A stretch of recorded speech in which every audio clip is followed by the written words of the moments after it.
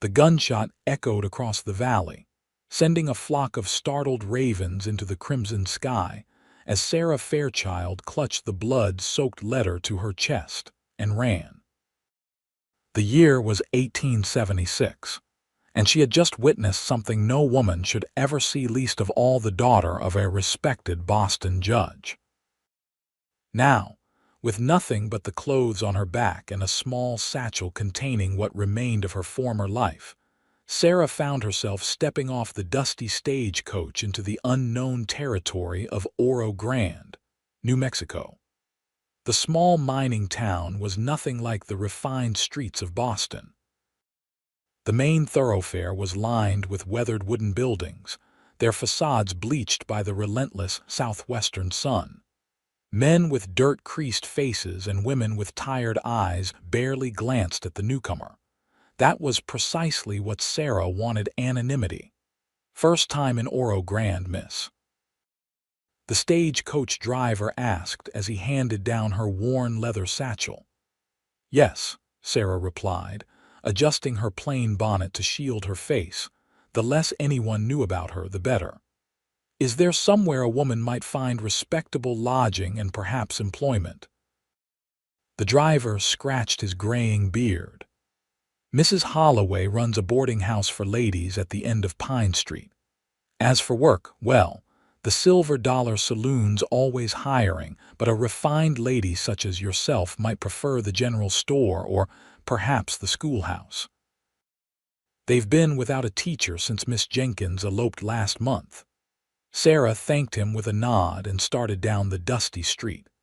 Her high-button boots, once fashionable in Boston parlors, were already coated in a fine layer of New Mexico dust.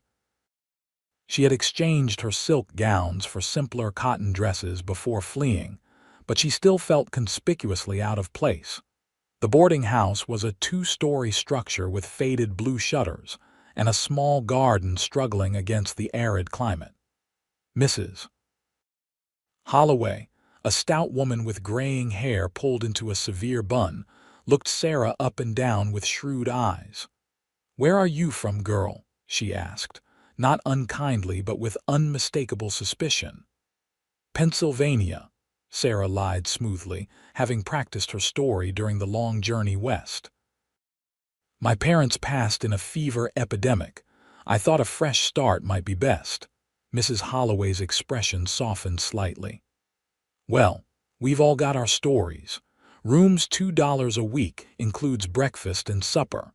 No gentlemen callers, no liquor, and no coming in after 9 o'clock. Can you manage that?" Sarah handed over the coins. "Perfectly." The room was sparse: a narrow bed with a faded quilt, a washstand with a chipped pitcher, and a small dresser. It was a far cry from her father's grand house in Boston, but it would serve. Sarah sat on the edge of the bed and finally allowed herself to exhale. 3 weeks of constant travel, constant fear, had left her exhausted. She withdrew the letter from her bodice, now stained with the blood of the man who had tried to take it from her. Senator William Thornton's blood. The man her father had trusted. The man who had orchestrated the corruption scheme that had led to her father's murder. Sarah had discovered the evidence purely by accident: a letter in her father's study detailing land speculation deals involving railroad contracts, political favors, and considerable sums of money. When she confronted Senator Thornton at her father's funeral, he had offered her a choice: marriage to his son or silence. She had chosen neither. Now, 3 dead bodies later, her father's, the senator's, and his hired thug, she was Sarah Fairchild no longer. Here, she would be Sarah Fletcher, a simple schoolteacher from Pennsylvania seeking a new life in the West. As the sun set over the distant mountains, Sarah allowed herself to cry for the last time. Tomorrow, her new life would begin. The schoolhouse was a single-room building with rows of scarred wooden desks facing a small teacher's table and blackboard. When Sarah presented herself to the town council, 3 serious-looking men in dusty suits, they seemed more relieved than suspicious. Can you read, write, and cipher? Asked the eldest, a man named Patterson who apparently owned the town's only bank. Yes, sir. I completed my education at a ladies' seminary in Philadelphia. And do you have experience with children? I tutored younger students and my cousins, Sarah replied, folding her hands primly in her lap. The men exchanged glances. The position pays $15 a month plus room and board, though I see you've already arranged accommodation with Mrs. Holloway, said Patterson. There are 26 children aged 6 to 16. Some are quite advanced, others haven't had much schooling. Can you handle that? I believe I can, sir. Well then, Miss Fletcher, the position is yours. Classes begin Monday morning. For the first time since fleeing Boston, Sarah felt a glimmer of hope. Perhaps she could build a life here, far from the political machinations and blood-soaked secrets of the East. That hope was tested the very next morning when she entered the general store to purchase supplies. The shop was well stocked for a frontier town, with bolts of fabric, barrels of flour and sugar, tools and sundries lining the walls. Sarah was examining a slate and chalk when the bell over the door jangled. "Mornin', Williams. Got that order of fence posts in yet?" The voice was deep, with a slight drawl that marked it as neither fully Eastern nor Western. "Just came in yesterday, Reed. They're out back." Sarah turned slightly to see a tall man in a dusty leather vest over a faded blue shirt. His dark hair fell in waves to his collar, and a well-worn Stetson was pushed back on his head. A gun belt hung low on his hips, the worn grip of a Colt revolver visible. He was younger than she had expected, perhaps 30, with features that might have been carved from the surrounding mesas, all angles and planes tanned by the sun. When he noticed her watching, his eyes, startlingly blue against his sun-darkened skin, met hers. Sarah quickly looked away, but not before noticing the slight tilt at the corner of his mouth. "You must be the new schoolteacher," he said, approaching her with a relaxed stride. "News travels fast in Oro Grande." "Yes," she replied, extending her hand formally. "Sarah Fletcher." "Reed Armstrong," he said, his large, calloused hand engulfing hers briefly. "I run the Diamond, a ranch about 5 miles out of town. Got 3 young hellions who'll be in your classroom come Monday." Something about the way he studied her face made Sarah uneasy. It wasn't the appreciative glance men often gave a young woman, it was more assessing, as though he was trying to see beneath her carefully constructed facade. "I look forward to meeting them," she said politely.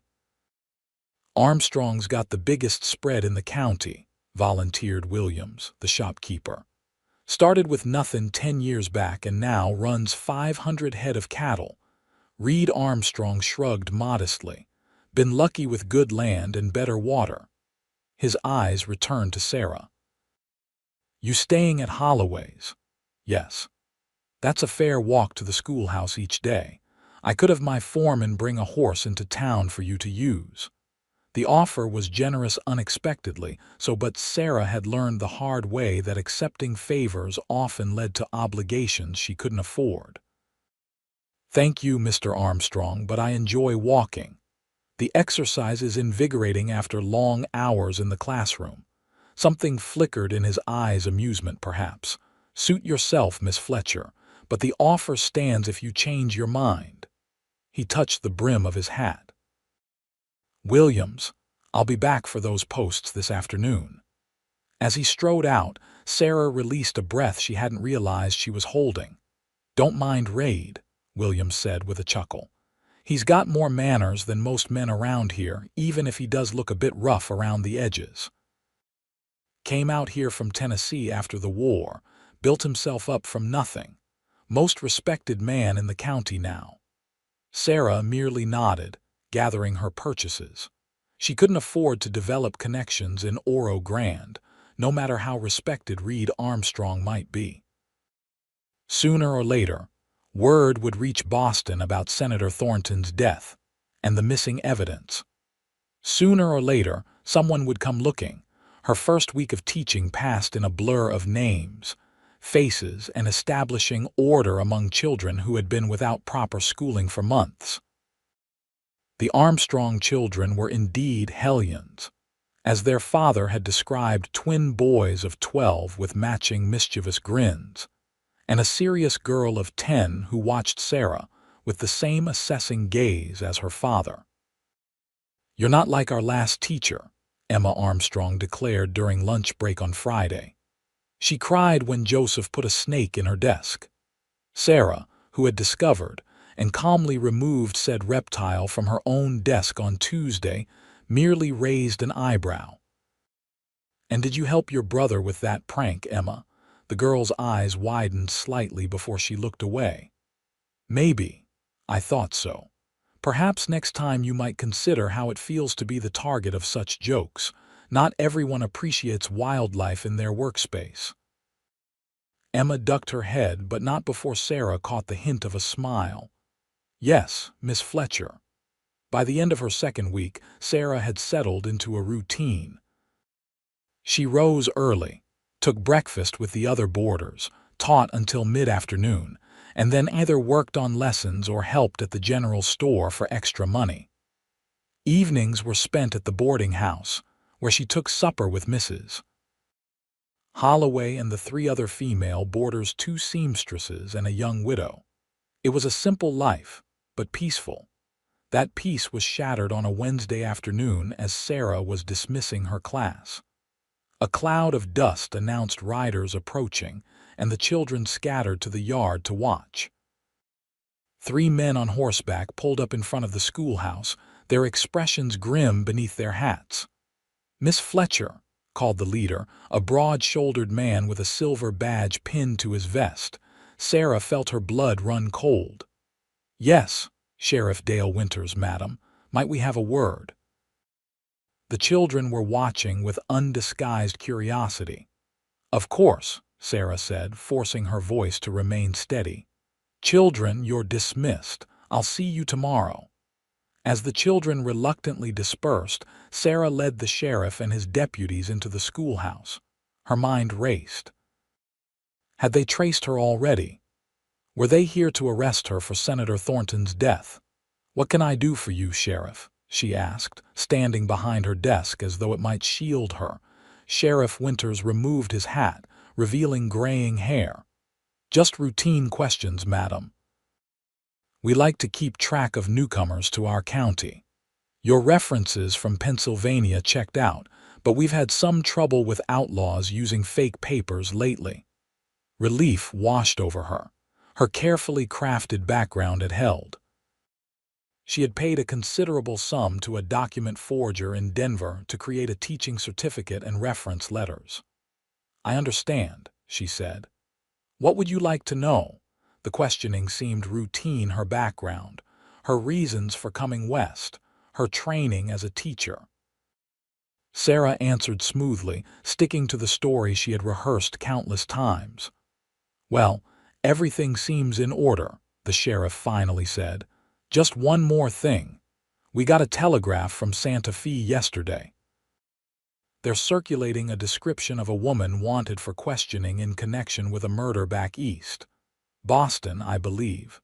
Sarah's hands tightened on the edge of the desk, but she kept her expression neutral. "How awful. What was the description?" "Young woman, early 20s, dark blonde hair, green eyes." The sheriff studied her face. "About your height." "That could describe half the young women in the country," Sarah said with a light laugh that she hoped didn't sound as forced as it felt. "I hope you find her, though." "Murder is a terrible thing." Sheriff Winters nodded slowly. "That it is, madam. Well, we won't take up any more of your time. Welcome to Oro Grande." As they left, Sarah sank into her chair, her legs suddenly too weak to support her. They were looking for her. It was only a matter of time before a more detailed description arrived, possibly even her name. She would need to move on soon, find another small town where no one would think to look. She was so lost in thought that she didn't hear the footsteps until a shadow fell across her desk. "Trouble, Miss Fletcher." Sarah's head snapped up to find Reed Armstrong leaning against the doorframe, his expression unreadable. "Mr. Armstrong, I didn't hear you come in," saw the sheriff riding away. "He's not usually one for social calls." Reed stepped into the classroom, his spurs jingling softly against the wooden floor.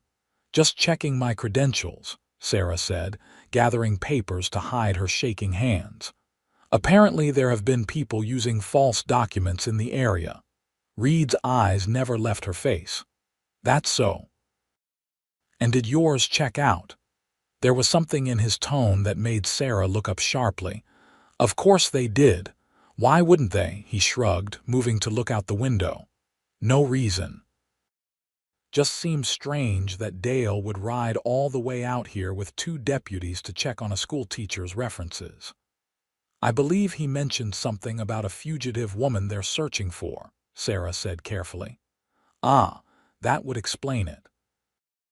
Reed turned back to her, his expression softer. "Emma can't stop talking about you, says you're the best teacher they've ever had. Even got her reading poetry, which I never thought I'd see." The change of subject caught Sarah off guard. "She's a very bright girl. All your children are intelligent. They just need the right guidance." Their mother would be pleased to hear that. A shadow crossed his face. "She passed 5 years ago, influenza." "I'm sorry," Sarah said genuinely. "It must be difficult raising 3 children alone. We manage." Reed moved closer to her desk. "Miss Fletcher, the reason I came by. There's a social at the church Saturday evening. Dancing, food, that sort of thing. I thought perhaps you might like to attend." Sarah stared at him in surprise. Was he asking to escort her? "I don't think the whole town will be there," he continued. "Good way for you to meet everyone properly. I'd be happy to introduce you around." The relief that flooded her was quickly followed by guilt. Of course he wasn't asking to court her. He was simply being neighborly to the new teacher.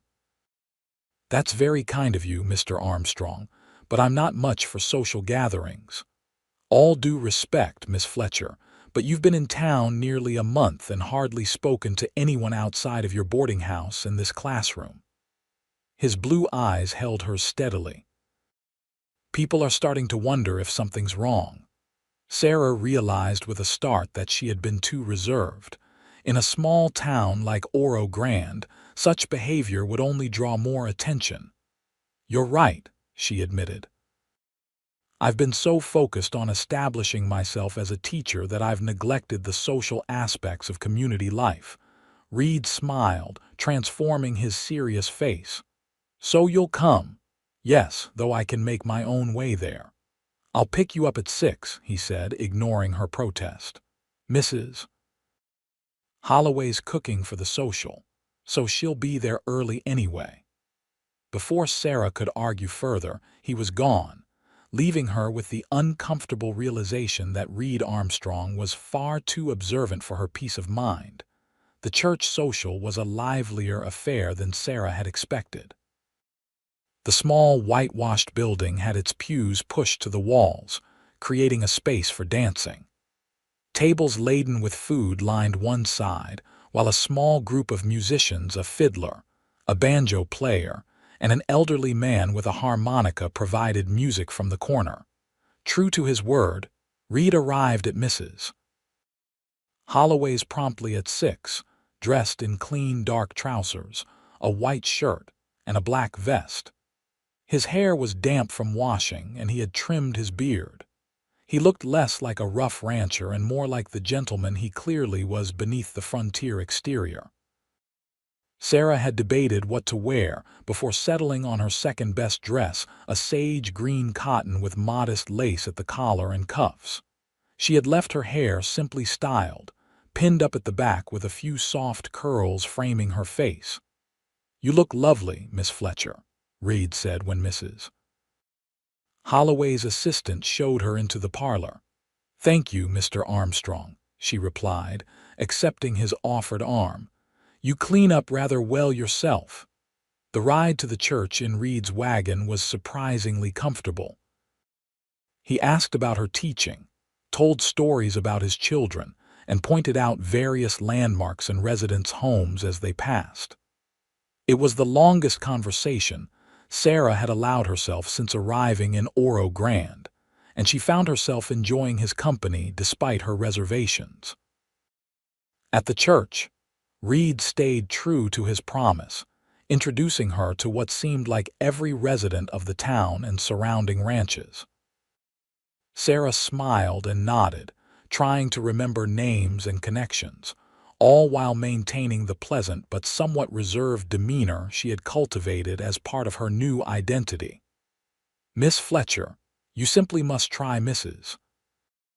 Peterson's apple pie," declared Lydia Barnes, the mayor's wife, after pulling Sarah into a circle of women. "It's renowned throughout the territory. And while you're at it, stay away from Mrs. Winter's corn pudding," whispered a plump woman with rosy cheeks. "The sheriff's a brave man in many ways, but even he won't touch his wife's cooking." The women laughed, and Sarah found herself laughing along, her guard lowering slightly in the warm atmosphere. As the evening progressed, Sarah watched Reed Armstrong moving through the crowd. He seemed to know everyone, exchanging handshakes with the men and courteous nods with the women. Several young ladies clearly sought his attention, but he maintained a friendly yet distant manner with them. "He's been alone too long," said a voice beside Sarah, and she turned to find an elderly woman watching Reed with the same assessing gaze. 5 years since Caroline passed, and not so much as a proper courtship since. "I'm sorry, Reed Armstrong," the woman clarified. "I'm his aunt, Harriet Armstrong. I helped raise him after his parents died in the war, and now I help with his children." She turned shrewd eyes to Sarah. "He speaks very highly of you, Miss Fletcher." "I've only just met Mr. Armstrong," Sarah protested. "We're barely acquaintances." Harriet's knowing smile made Sarah wonder exactly what Reed had said about her. "Well, he's asked you to dance 3 times tonight, and he hasn't danced since Caroline's funeral. Make of that what you will." Before Sarah could respond, the subject of their conversation appeared beside them. "Aunt Harriet, are you monopolizing Miss Fletcher? The rest of us would like a chance at her company too." "I was just leaving," Harriet said with a wink at Sarah. "These old bones need rest. Don't keep her out too late, Reed. Respectable women need their sleep." Reed shook his head as his aunt departed. "Don't mind her. She's been trying to marry me off again since the twins turned 10. "She seems to care a great deal about you," Sarah said. "She does." Reed's expression softened. "She stepped in when my parents died, raised me like her own. Now she does the same for my children." He extended his hand. "One more dance before I take you home." The music had slowed to a waltz, and couples moved around the small space in close proximity. Sarah hesitated. Dancing with Reed Armstrong for a 4th time would certainly set tongues wagging, but refusing would be equally noticeable. "One more," she agreed, placing her hand in his. Reed led her to the floor, his hand warm at her waist as they joined the other dancers. He moved with surprising grace for a man who spent his days on horseback. "You dance well, Mr. Armstrong," Sarah commented as they circled the floor. "My mother's influence. She was from Charleston originally. Insisted I learn all the social graces, even after we moved west." His blue eyes studied her face. "You're quite accomplished yourself, more than one might expect from a small-town Pennsylvania teacher." The implied question made Sarah's heart race. "My father believed in a well-rounded education," she said carefully. "Did he now?" Reed's hand tightened slightly at her waist. "And what else did your father believe in, Miss Fletcher?" Before Sarah could formulate a response, the music ended. Reed released her, but his eyes held hers for a moment longer than was strictly proper. "Thank you for the dance," he said formally. Are you ready to return to Mrs. Holloway's, or would you like to stay longer?" "I think it's time to leave," Sarah replied, suddenly eager to escape his too perceptive gaze. "It's been a lovely evening, but I have lessons to prepare for Monday." The ride back was quieter than their journey to the church had been. Sarah was acutely aware of Reed beside her, his profile illuminated by moonlight as he guided the horses through the darkness.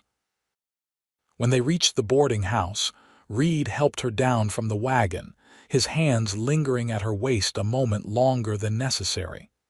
"Thank you for accompanying me tonight," Sarah said formally. "My pleasure." Reed didn't release her hand. "Miss Fletcher, Sarah, I find myself wanting to know you better." The sudden shift to her first name sent a jolt through Sarah. "Mr. Armstrong Reed," he corrected gently. "Raid," she conceded. "I'm flattered, but I came to Oro Grande to teach, not to. That is, I'm not seeking." "I understand," he said, though his expression suggested otherwise. "But perhaps you might consider joining us for Sunday dinner tomorrow. The children would enjoy it, and Aunt Harriet has been asking to meet you properly." The invitation was innocent enough, but Sarah knew accepting would signal a willingness to deepen their acquaintance. Still, refusing would only draw more attention, and she couldn't afford that. "That would be lovely," she said finally. "What time shall I expect you?" Reed's smile was like the sun breaking through clouds. "I'll come by after church, around noon." As Sarah watched his wagon disappear down the street, she was seized by a sudden panic. She was becoming too comfortable in Oro Grande, developing connections she couldn't afford. Reed Armstrong, with his perceptive eyes and gentle manner, was a danger she hadn't anticipated.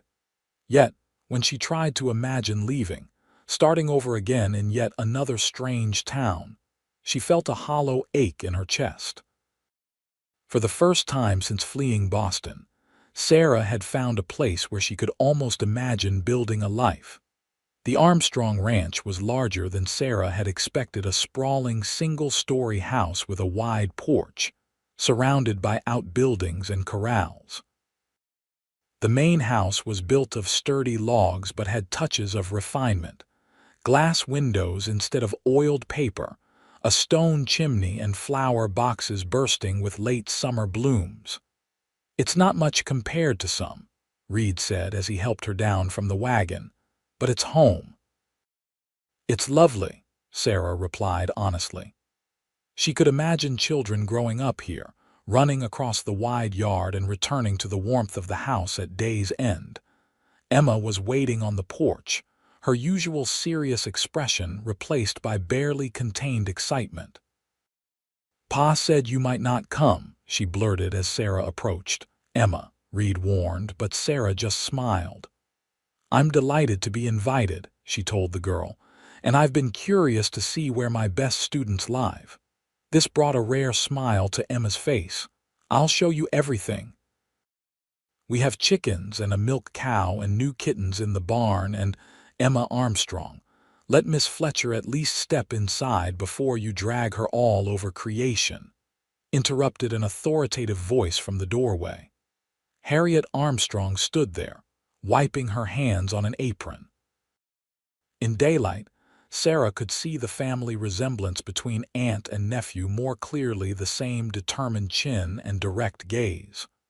"Welcome to our home, Miss Fletcher. I hope you're hungry. We don't stand on ceremony here on Sundays." The house interior was as warm and inviting as its exterior promised. A large main room combined sitting and dining areas, with doors leading to what Sarah presumed were bedrooms. Everything was immaculately clean but lived in, with books stacked on tables, a half-finished quilt draped over a chair, and children's drawings tacked to one wall. The twins, Joseph and James, were setting the table under Harriet's supervision. They greeted Sarah with the same exaggerated politeness they showed in school, making her suspect they'd been thoroughly coached by their father. Dinner was a lively affair: roast chicken, potatoes, fresh bread and vegetables from Harriet's garden. The children peppered Sarah with questions about her life back east, and she answered as truthfully as she could while maintaining her cover story. "Did you have animals in Pennsylvania?" James wanted to know. "No, just a cat," Sarah replied, thinking of her father's Persian that had probably found a new home by now. "Were there Indians?" Joseph asked. "Joseph," Reed warned, but Sarah shook her head. "It's all right. No, not where I lived, though there were reservations in other parts of the state." "Was your school bigger than ours?" Emma asked between bites of potato. "Yes, much bigger.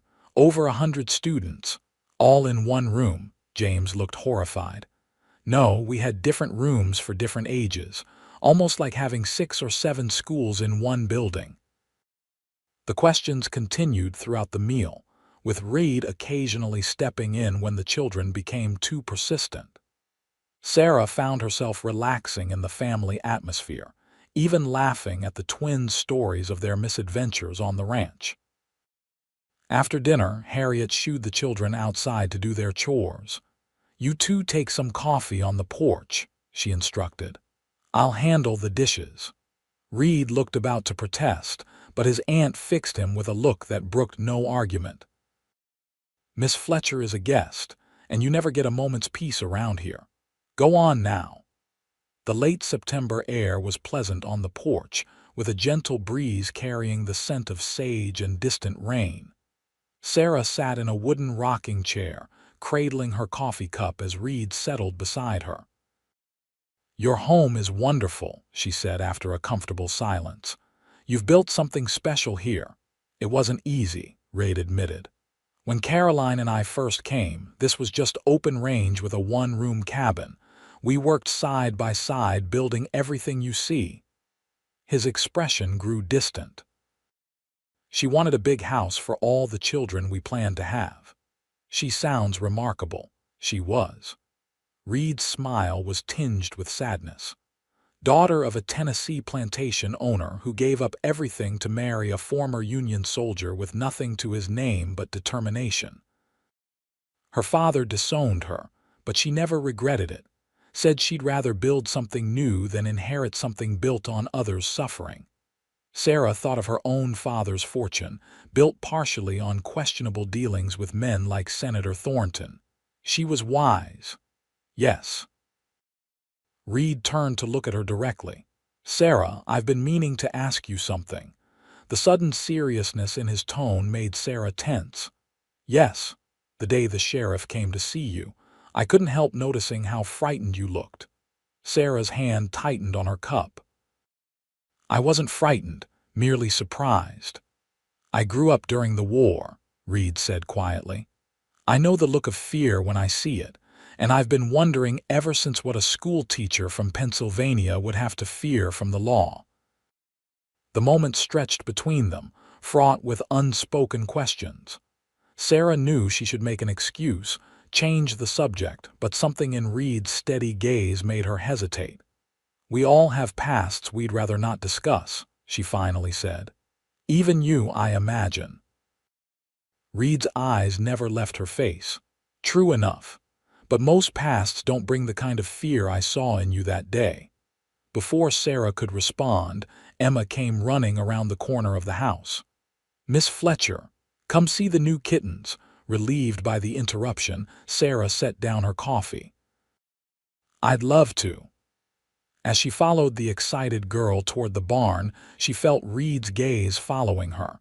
He was getting too close to the truth, and that made him dangerous. Yet as she spent the afternoon with his family admiring kittens, inspecting Emma's vegetable garden, listening to the twins demonstrate their skill with rope tricks, Sarah found herself wishing things could be different. When it was time to leave, Reed drove her back to town himself. As they traveled, the sun began to set, painting the desert landscape in shades of gold and rose.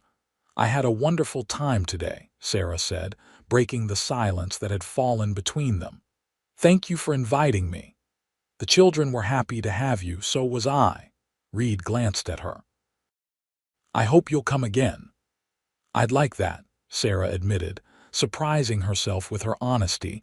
They had reached the outskirts of Oro Grande when Reed suddenly pulled the wagon to a stop. "Sarah," he said, turning to face her fully, "I'm not a man who believes in dancing around matters. I like you. I think you might like me too, despite your efforts not to." Sarah stared at him, caught off guard by his directness. "Reed, I'm not asking for explanations about your past. We've all got things we'd rather leave behind. But I want you to know that whatever you're running from, you don't have to face it alone." His words struck her like a physical blow. How had he seen through her so easily? "You don't know what you're saying," she managed. "You don't know me. I know enough." Reed's hand covered hers where it rested on the seat between them. "I know you're kind to children who test your patience daily. I know you stay up late grading papers and still find time to help old Mrs. Williams with her reading at the general store. I know you send part of your salary to an orphanage in Santa Fe because Emma mentioned how you told her class about the children there." Sarah was speechless. She hadn't realized he had been watching her so closely. "Whatever brought you to Oro Grande doesn't change who you are now," Reed continued. "And I'd like the chance to know that person better, if you'll let me." The sincerity in his blue eyes made something deep within Sarah ache. For a moment, she allowed herself to imagine what it might be like to trust someone again, to share her burden. "Your future starts right here with me, Sarah," Reed said softly. "If you want it to." The words hung in the air between them, an offering and a promise. Sarah looked away toward the setting sun. "It's not that simple." "Few worthwhile things are," Reed replied. "I'm not asking for promises, just a chance." When she didn't immediately refuse, he smiled and picked up the reins again. They completed the journey to Mrs. Holloway's in a silence that felt somehow lighter than before. At the boarding house, Reed helped her down from the wagon, his hands lingering at her waist. "Think about what I said," he murmured, then surprised her by brushing his lips against her cheek before stepping back. "Good night, Sarah." As Sarah watched him drive away, she touched her fingertips to the spot where his lips had been. For the first time since fleeing Boston, she felt a flutter of something that wasn't fear, hope, perhaps, or possibility. That night, Sarah lay awake long after the other boarders had fallen asleep, Reed's words echoing in her mind. "Your future starts right here with me." How desperately she wanted to believe that was possible. But the evidence against Senator Thornton was still hidden in a false bottom of her trunk, and sooner or later, his associates would track her down. She had been in Oro Grande for 6 weeks now, longer than she had dared stay anywhere since leaving Boston. The smart thing would be to move on before anyone connected Sarah Fletcher with Sarah Fairchild. And yet, the thought of leaving Reed and his family, of starting over again in another strange town, made her chest tight with an unfamiliar ache. For the first time, she was building something that felt like a real life, not just a temporary shelter from the storm of her past. As October progressed, Sarah found herself drawn deeper into the life of Oro Grande.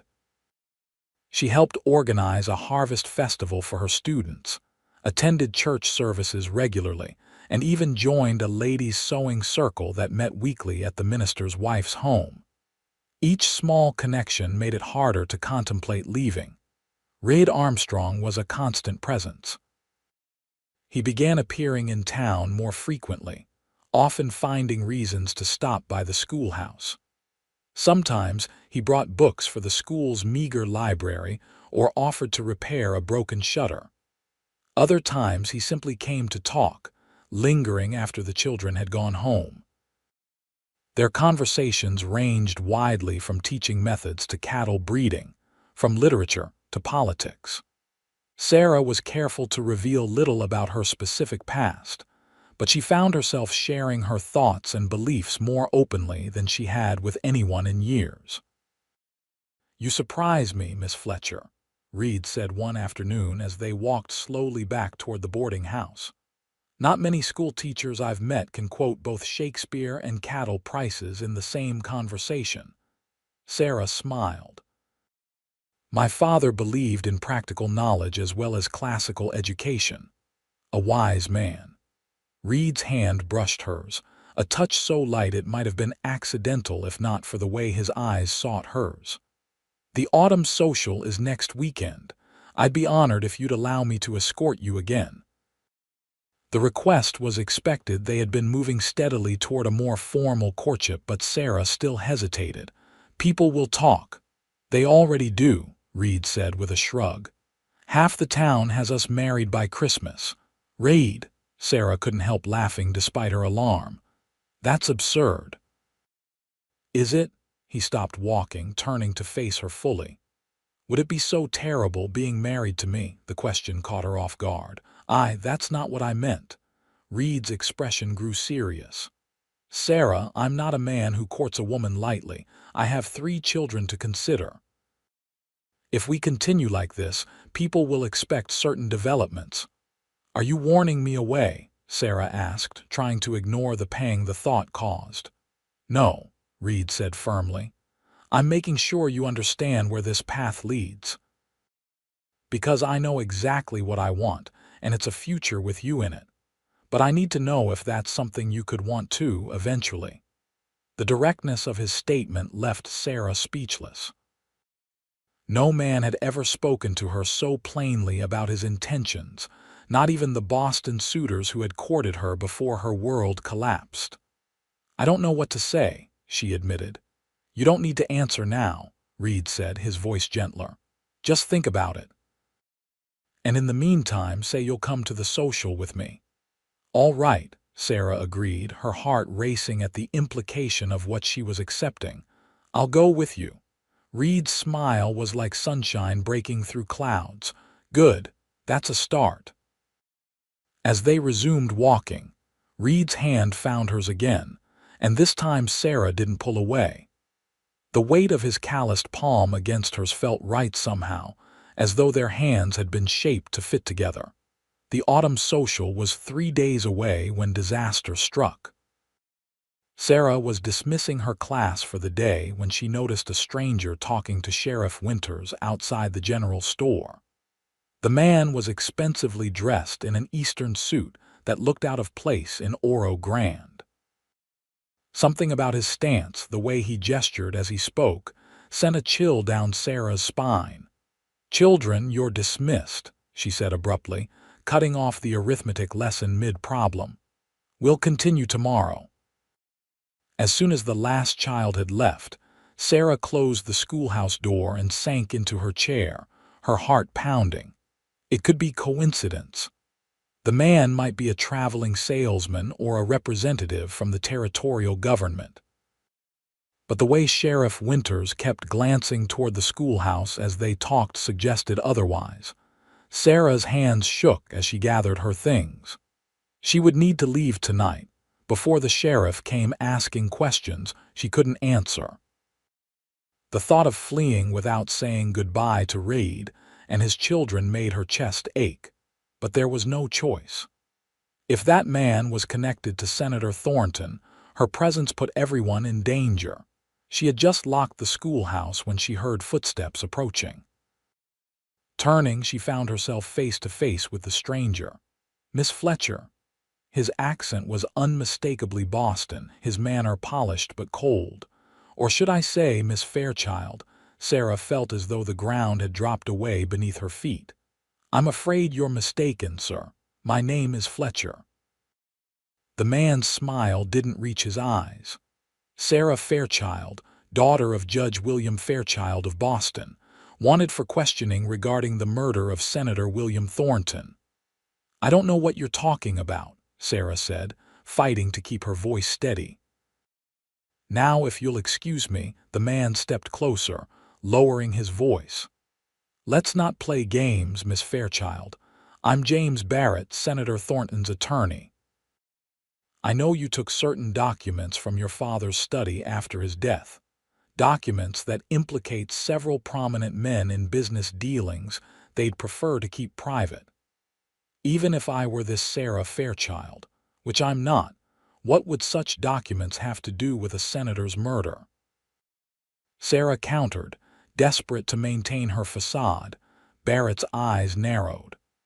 The senator's son believes you killed his father when he confronted you about the stolen papers. The Boston police are quite interested in speaking with you. This is absurd, Sarah said, attempting to step around him. I'm a schoolteacher from Pennsylvania. I've never been to Boston. Barrett caught her arm, his grip painfully tight. I've spent 2 months tracking you across half the country, Miss Fairchild. I'm not leaving without those documents. Give them to me now, and perhaps we can arrange for the murder charges to be reconsidered. Take your hand off me, Sarah hissed, suddenly furious rather than frightened. Or I'll scream, and then you can explain to the entire town why you're accosting their schoolteacher. For a moment, Barrett's grip tightened. Then, with a cold smile, he released her. Very well. We'll do this the official way. I've already spoken with the sheriff. He'll be coming to search your room at the boarding house within the hour. When he finds the documents and your true identity, you'll be arrested and returned to Boston for trial. Sarah managed to maintain her composure until Barrett had walked away. Then she leaned against the schoolhouse wall, fighting back tears of panic. There was no time to waste. She needed to retrieve the evidence from her room and flee before the sheriff arrived. But as she hurried toward the boarding house, a terrible realization dawned. Even if she escaped Oro Grande tonight, Barrett would simply continue tracking her. She would spend the rest of her life running, always looking over her shoulder, never able to build a real life anywhere, unless she could prove her innocence. The thought stopped her in her tracks. The documents she had taken from her father's study didn't just implicate Senator Thornton in corrupt land deals. They named his co-conspirators, including his son, Richard Thornton, who had far more to gain from the senator's death than Sarah ever could. If she could get those papers to an honest federal marshal or judge, perhaps she could clear her name. But where would she find someone she could trust with something so explosive? Miss Fletcher, is everything all right? Sarah whirled to find Emma Armstrong watching her with concerned eyes, a package from the general store clutched in her small hands. Emma, Sarah said, forcing a smile. Yes, I'm fine, just thinking about school matters. The girl tilted her head, clearly unconvinced. Pa says when grown-ups say they're fine like that, it usually means they're not fine at all. Despite everything, Sarah found herself smiling genuinely at the child's perception. Your father is a wise man. He's at the blacksmith's, Emma offered. He said I could stop and get candy while he waits for lightning to be reshod. An idea formed in Sarah's mind, desperate perhaps, but the only option she could see. Emma, would you do me a favor? Would you tell your father I need to speak with him urgently? It's very important. Emma nodded solemnly. Is it because of that fancy man who was asking about you? Sarah's breath caught. What do you mean, the man in the funny hat? He was asking people about you yesterday at the general store. Pa didn't like it. He told Mr. Williams not to tell the man anything. So Reed had already encountered Barrett. The realization both worried and heartened Sarah. Yes, it's about him. Please hurry, Emma. Tell your father I'll be at the boarding house, but I don't have much time. As Emma ran toward the blacksmith's, Sarah resumed her own hurried pace toward Mrs. Holloway's. She had perhaps 30 minutes before the sheriff arrived to search her room, just enough time to retrieve the documents and decide what to do with them. Mrs. Holloway was fortunately occupied with dinner preparations in the kitchen, allowing Sarah to slip upstairs unquestioned. In her room, she quickly locked the door and dragged her trunk from beneath the bed. The false bottom was cleverly designed, Her father had used it to transport sensitive legal documents during his career. It took Sarah less than a minute to extract the hidden papers, and the letter stained with Senator Thornton's blood. She was just closing the trunk when a soft knock came at her door. "Sarah, it's Reed." Relief flooded through her as she unlocked the door. Reed stepped inside quickly, his expression grave. "Emma said you needed to see me urgently. What's happened?" Sarah closed the door behind him, painfully aware this might be the last time they were together. "I haven't been honest with you, Reed, about who I am or why I came to Oro Grande." "I know," he said simply. His calm acceptance startled her. "You know, not the details," Reed clarified. "But I've known you were running from something since the day we met. The question is, what are you running from and why has it caught up to you now?" Sarah took a deep breath and did something she hadn't done since fleeing Boston. She told the truth. The words poured out of her.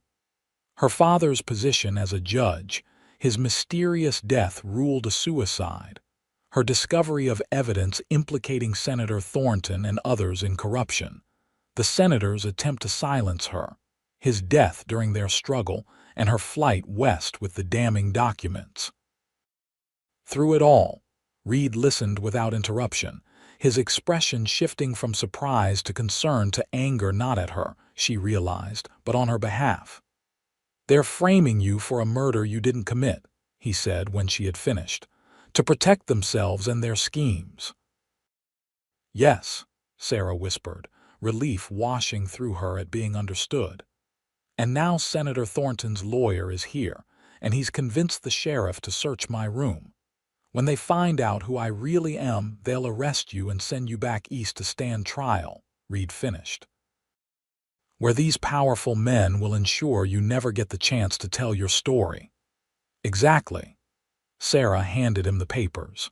"These prove everything I've told you.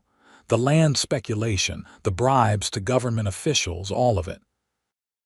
And this letter," she indicated the blood-stained page, "has the senator's handwriting confirming his son's involvement. Richard Thornton had far more reason to want his father dead than I ever did." Reed examined the documents with a frown. "This is serious, Sarah. These men won't stop coming after you as long as you have these papers." "I know." Sarah's voice broke. "I have to leave Oro Grande tonight. I couldn't go without explaining, without saying goodbye." "No." Reed's voice was firm. "Running isn't the answer. We need to get these documents to someone with the authority to act on them, someone beyond the reach of these Boston men." "But who?" Sarah asked desperately. "I don't know who I can trust." Reed's expression cleared suddenly. "Judge Harlan Morris. He rides circuit through New Mexico territory. He's known for his integrity, completely incorruptible. He's due in Silver City next week for the fall court session." "Silver City is 3 days' ride from here," Sarah said, hope warring with practicality. "The sheriff will search my room within the hour." "Then we need to make sure you and these documents aren't here when he does." Reed took her hands in his. "Sarah, do you trust me?" The question shouldn't have been difficult. Sarah had spent months trusting no one, suspecting everyone. Yet looking into Reed's earnest blue eyes, she found her answer without hesitation. "Yes," she said simply. "I trust you. Then here's what we'll do." Night had fallen by the time Sarah crept from the back of Mrs. Holloway's boarding house. She wore her plainest dress and carried only a small satchel containing essentials and the incriminating documents. According to Reed's plan, she would make her way to the livery stable where he would be waiting with horses. The streets of Oro Grande were quiet, with most residents at home for supper. Sarah kept to the shadows, her heart pounding with each step. She was halfway to the livery when a figure stepped out of an alleyway, blocking her path. "Going somewhere, Miss Fairchild?" James Barrett's voice was cold in the darkness. Sarah froze, clutching her satchel tighter. "Mr. Barrett, I was just taking an evening walk." With your belongings, Barrett gestured to her bag. I think not. The sheriff is searching your room as we speak. When he finds it empty, he'll issue a warrant for your arrest. Unless, of course, you hand over those documents now. I don't have them, Sarah said, backing away slowly. Barrett advanced on her. Don't lie to me. Those papers are worth a fortune to the right people. Give them to me, and I might be persuaded to tell the authorities you died in an unfortunate accident. You could disappear, start fresh somewhere far away. So you can protect Richard Thornton. Sarah's fear was giving way to anger. He killed his father, not me. That's your claim. But who would believe a woman who fled the scene of a murder? A woman who stole valuable documents. A woman who has been living under a false identity for months. Barrett's smile was cruel. No, Miss Fairchild, your credibility is rather thoroughly destroyed. Then why are you so desperate to silence me? Sarah countered, continuing to back away. If she could just reach the corner, she might be able to run for the livery. Barrett's hand moved to his coat, and Sarah glimpsed the gleam of a pistol. I've wasted enough time on pleasantries. The documents, Miss Fairchild. Now. I believe the lady said she doesn't have them. Reed's voice came from behind Barrett, steady and dangerous. The lawyer whirled to find himself facing Reed's Colt revolver. This doesn't concern you, Armstrong, Barrett snapped. This woman is a fugitive from justice. That remains to be seen, Reed replied calmly. But threatening a woman with a gun on the streets of my town definitely concerns me. Step away from her. Barrett's hand tightened on his own weapon. You're making a serious mistake. There are powerful men behind me who won't take kindly to interference. And there's a bullet in front of you that doesn't much care about your powerful friends. Reed's voice remained even, but Sarah saw his finger tighten on the trigger. Last chance, Barrett. Step away. For a moment, the tableau held Barrett's face contorted with rage, Reed's expression cold as stone, Sarah scarcely daring to breathe. Then, slowly, Barrett raised his hands. This isn't over, he warned. You've just made yourself an enemy of some very influential people, Armstrong. Wouldn't be the first time, Reed replied. Now drop your gun and kick it away. Barrett complied, his movements stiff with fury. The pistol clattered to the dirt street. Sarah, Reed said without taking his eyes from Barrett, get the horses. They're saddled and waiting at the livery. You won't get far, Barrett called as Sarah hurried away. The sheriff will have telegrams sent to every town within 100 miles by morning. Probably, Reed agreed, but we'll have a good head start. Sarah reached the livery to find 3 horses saddled and ready, Reed's big bay gelding, a smaller mare for her, and a pack horse loaded with supplies. The livery owner, an older man who had tipped his hat to Sarah each morning as she walked to school, was nowhere to be seen. Minutes later, Reed appeared, his expression grim. Barrett's tied up in the feed shed. He won't be found until morning. The sheriff is still at the boarding house, arguing with Mrs. Holloway. She's quite indignant about him searching her establishment without proper papers.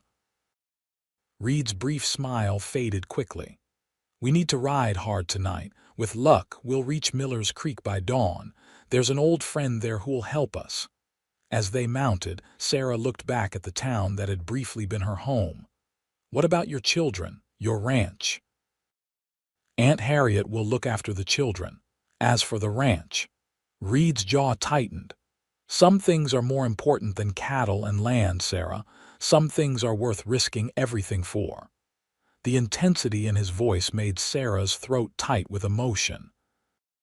I never meant for any of this to happen. To involve you, to put you in danger, I'm involved because I want to be, Reed interrupted firmly. Because what's happening to you is wrong and I can't stand by and watch it happen. Now come on. We've got a long ride ahead. As they rode out of Oro Grande, Sarah felt a curious mixture of fear and exhilaration. For months she had been alone, carrying the burden of her secret and her father's legacy.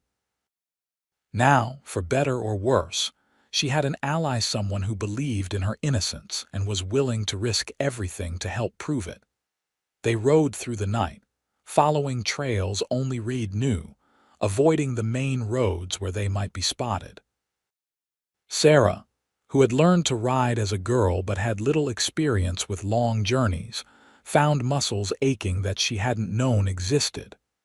Yet she pressed on without complaint, drawing strength from Reed's steady presence beside her. Dawn was breaking when they crested a hill to see a small creek winding through a valley below. A cluster of buildings barely enough to call a town nestled against the base of the opposite slope. "Miller's Creek," Reed announced, his voice hoarse from the dusty night ride. "Nathaniel Miller settled here 30 years ago. Place never grew much, but the people are good. My friend Jacob Weber runs the trading post. He served with me during the war, man I'd trust with my life." The trading post was a low adobe building at the edge of the tiny settlement. As they approached, a tall man with a graying beard emerged, a shotgun held casually but ready. "That's far enough," he called. When he recognized Reed, surprise and then pleasure crossed his weathered face. "Reed Armstrong, what in blazes brings you here at this hour?" troubled Jacob. "The kind that requires discretion and a place to rest for a few hours." Jacob's sharp eyes moved to Sarah, taking in her exhausted state and travel-stained clothes. Whatever he saw must have satisfied him, for he lowered the shotgun. "Bring your horses around back." "My wife's still sleeping, but I'll wake her. You both look like you could use some coffee and food." The inside of the trading post was surprisingly comfortable. While the front held goods for sale, tools, dry goods, ammunition, and sundries, the back contained the Webers' living quarters, neat and homey with handmade furniture and colorful woven blankets. Jacob's wife, Martha, a plump woman with kind eyes, took one look at Sarah and immediately set about heating water for washing and preparing a simple breakfast of corn cakes, bacon, and strong coffee. She asked no questions, merely sharing a look with her husband that suggested this wasn't the first time he had brought troubled friends to their door. After they had eaten, Reed explained their situation while Jacob and Martha listened in grave silence. "Judge Morris, you say?" Jacob finally responded. "He's a good man, fair. But getting to Silver City won't be easy. The word will be out by now, and Barrett has resources. He'll have men watching the roads." "We'll avoid the main routes," Reed said. "Take the old Apache trails through the mountains." Jacob frowned. "That's rough country, Reed, and there have been reports of bandits in the eastern passes." "We don't have much choice," Reed replied. "If Sarah is arrested and sent back east, she'll never get a fair hearing." "What about Territorial Governor Axtell?" Martha suggested. "He's closer in Santa Fe." Reed and Jacob exchanged looks. "Axtell's too political," Jacob said. "Too many connections to Eastern money interests. We can't risk it." "Judge Morris is our best hope," Reed affirmed. "He has the authority to order an investigation, and he's beyond the reach of Barrett's Boston connections." Jacob nodded slowly. "All right. You'll need supplies, better weapons, and different horses. Yours will be recognized. We can pay," Sarah began, reaching for her small purse. "Put that away," Jacob said gruffly. "Any friend of Reed's is a friend of ours." "Besides," he added with a grim smile, "I've never much cared for corrupt politicians or the men who do their dirty work." Martha insisted that Sarah rest while the men made preparations. In a small back bedroom with curtains drawn against the morning light, Sarah finally allowed herself to relax.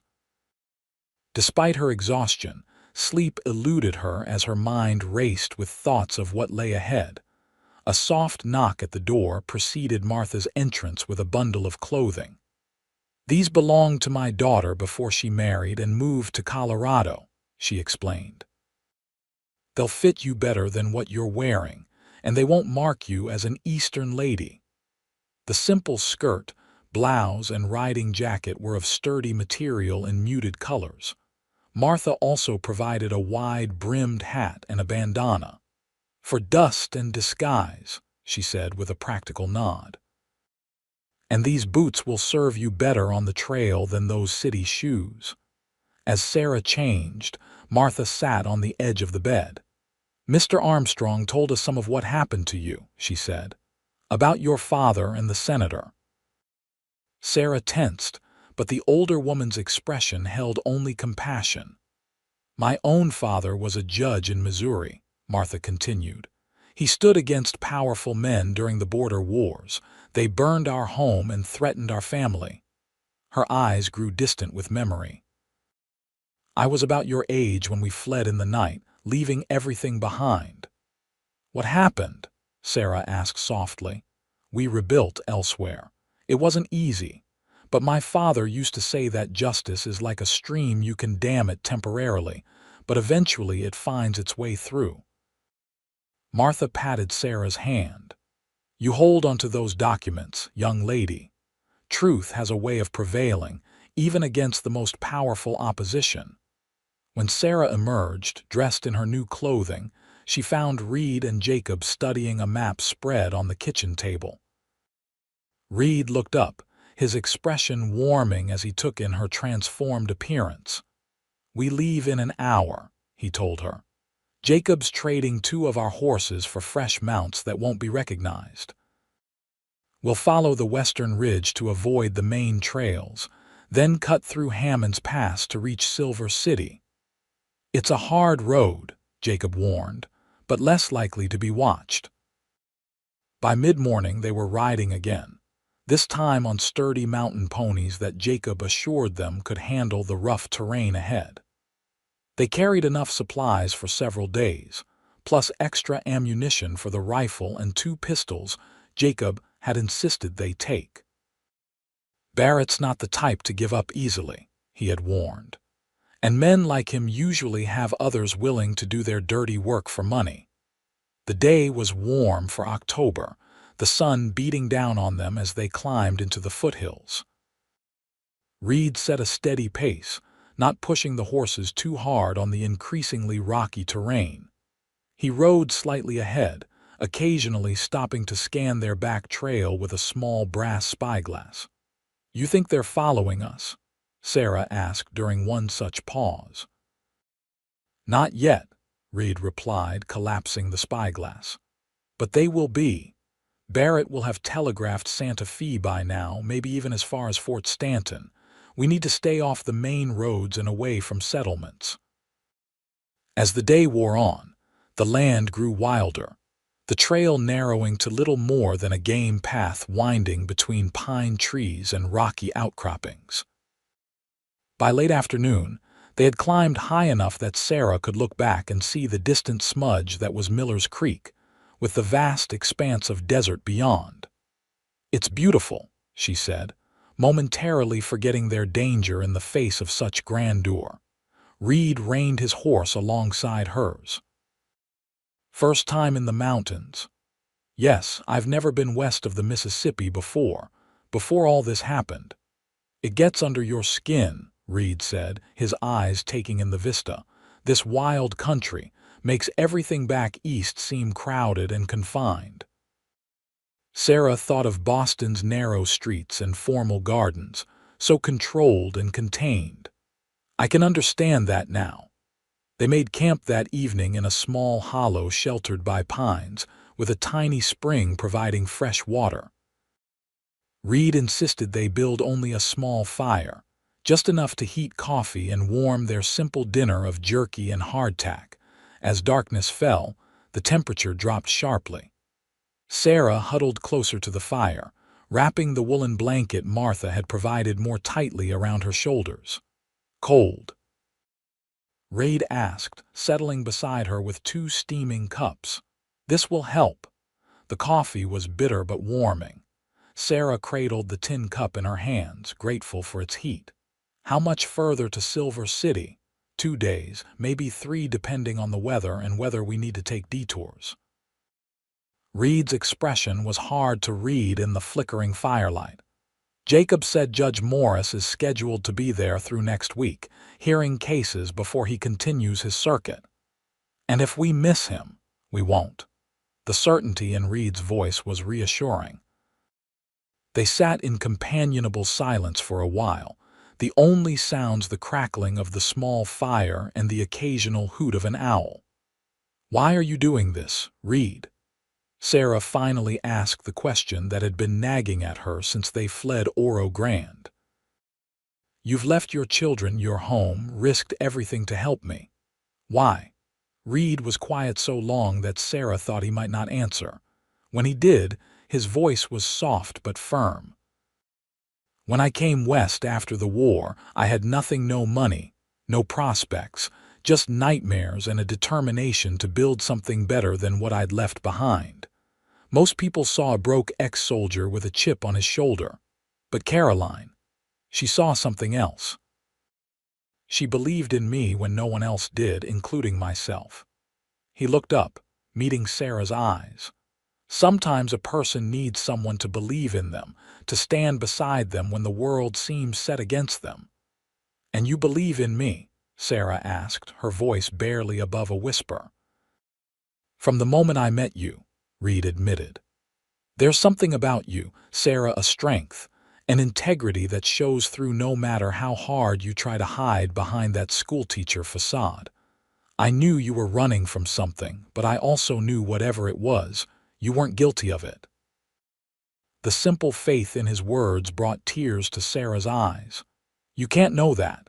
"I can," Reed insisted. "I've seen enough of human nature, the best and worst of it, to recognize the truth when I see it. You're not a murderer, Sarah Fairchild. You're a woman trying to honor her father's memory and bring his killers to justice. And I won't let you face that alone." Sarah couldn't speak past the lump in her throat. Instead, she reached out and placed her hand over his where it rested on his knee. Reed turned his palm up, interlacing their fingers in a gesture that felt more intimate than any kiss. They sat that way for a long time, connected by touch and shared purpose, until the fire burned low and the cold night forced them to their separate bedrolls. Morning brought clouds and a bitter wind that cut through Sarah's clothing despite the layers. They broke camp quickly, Reed's expression growing more concerned as he studied the darkening sky. "Storm coming," he said tersely.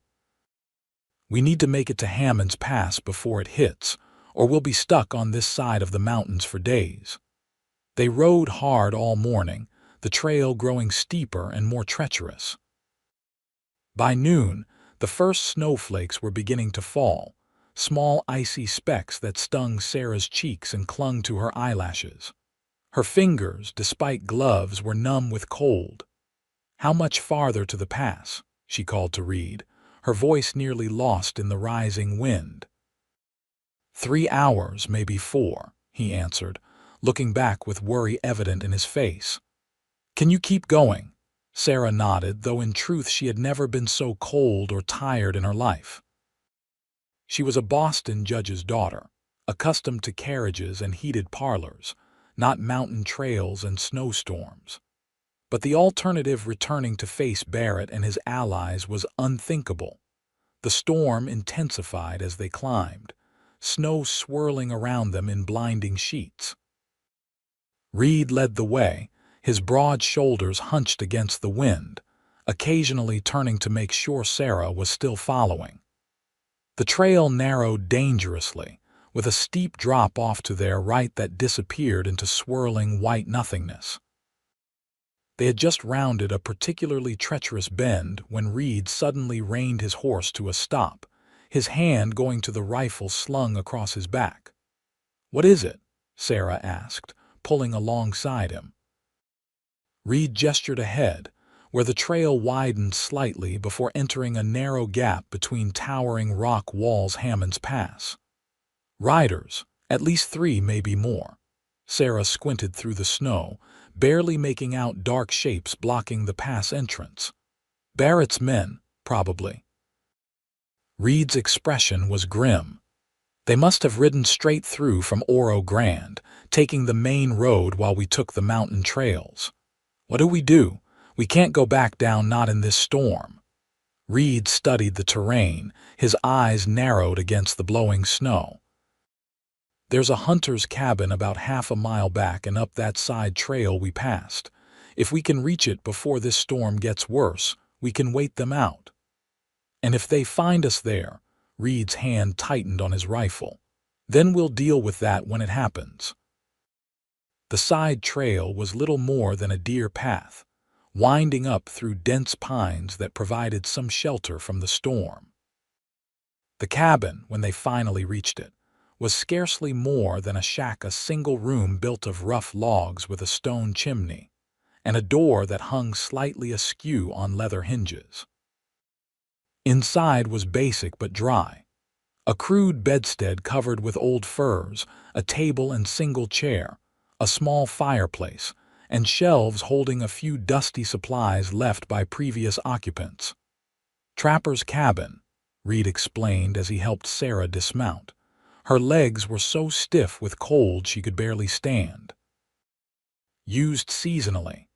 We'll bring the horses in behind it. There's a lean-to that will give them some shelter. While Reed tended to the horses, Sarah fumbled with frozen fingers to start a fire. By the time he returned, she had a small blaze going, the warmth beginning to penetrate the cabin's chill interior. "You're shivering," Reed observed with concern, dropping their saddlebags and supplies by the door. "Get closer to the fire. I'll see if there's anything useful here." The cabin's meager provisions yielded some dried beans, a small sack of coffee that had seen better days, and half a bottle of whiskey. Reed added the beans to a pot of melting snow and set it on a hook over the fire. "It won't be much," he apologized, "but it'll be hot." Sarah had managed to stop shivering, though her feet and hands still tingled painfully as circulation returned. "How long do you think we'll need to stay here?" Reed moved to the cabin's single window, a small opening covered with oiled paper that let in dim light but little view. "The storm's getting worse. They won't be able to search in these conditions. With luck, they'll assume we took another route and move on once the weather clears. And if they don't, then we'll find another way through the mountains." Reed's confidence was unwavering. "There's more than one pass to Silver City." The storm raged through the afternoon and into the night, wind howling around the cabin's eaves and snow piling against its walls. The temperature dropped further, until even the fire's heat seemed to extend only a few feet from the hearth. Reed insisted Sarah take the bed, adding their blankets to the musty furs for extra warmth. He would sleep on the floor near the fire, he said, to keep it burning through the night. Despite her exhaustion, Sarah found sleep elusive. The unfamiliar sounds of the storm, the hard mattress of pine boughs beneath the furs, and the knowledge that armed men were searching for them all conspired to keep her awake. From her position on the bed, she could see Reed's profile as he sat by the fire, adding occasional logs to maintain the blaze. His expression was thoughtful, almost melancholy in the flickering light. "You should be sleeping," he said without turning, somehow sensing her watchfulness. "I can't," Sarah admitted. "Too much on my mind." Reed nodded in understanding. "Try tomorrow will be another long day one way or another." "What about you? Aren't you tired?" "I'll rest later," he promised. "Someone should keep watch just in case." Sarah sat up, pulling one of the blankets around her shoulders. "Then I'll keep you company for a while." Reed smiled as she settled beside him on the rough wooden floor. "Stubborn woman, so I've been told." Sarah held her hands toward the fire. "Usually by my father, when I insisted on discussing his cases with him instead of learning proper embroidery techniques from my aunt." "He encouraged your interest in the law?" Reed asked, sounding surprised. "He did. Said I had a better mind for it than most of his clerks. Sarah's throat tightened with sudden grief. He was grooming me to help with his work in his own way, though of course women can't be lawyers or judges. But I could research, prepare briefs, help him think through complex cases. It was our secret arrangement. He sounds like an unusual man. He was.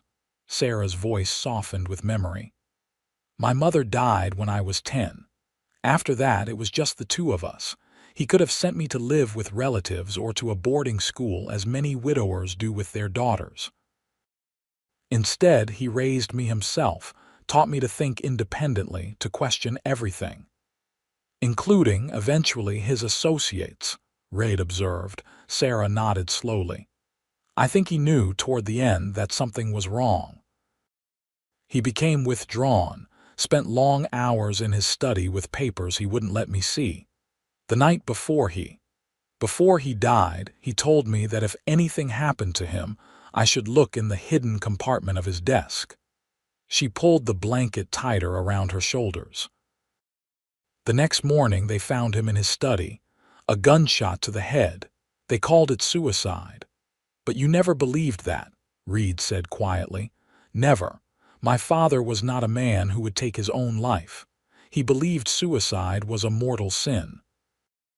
And there were other things, small details that didn't make sense.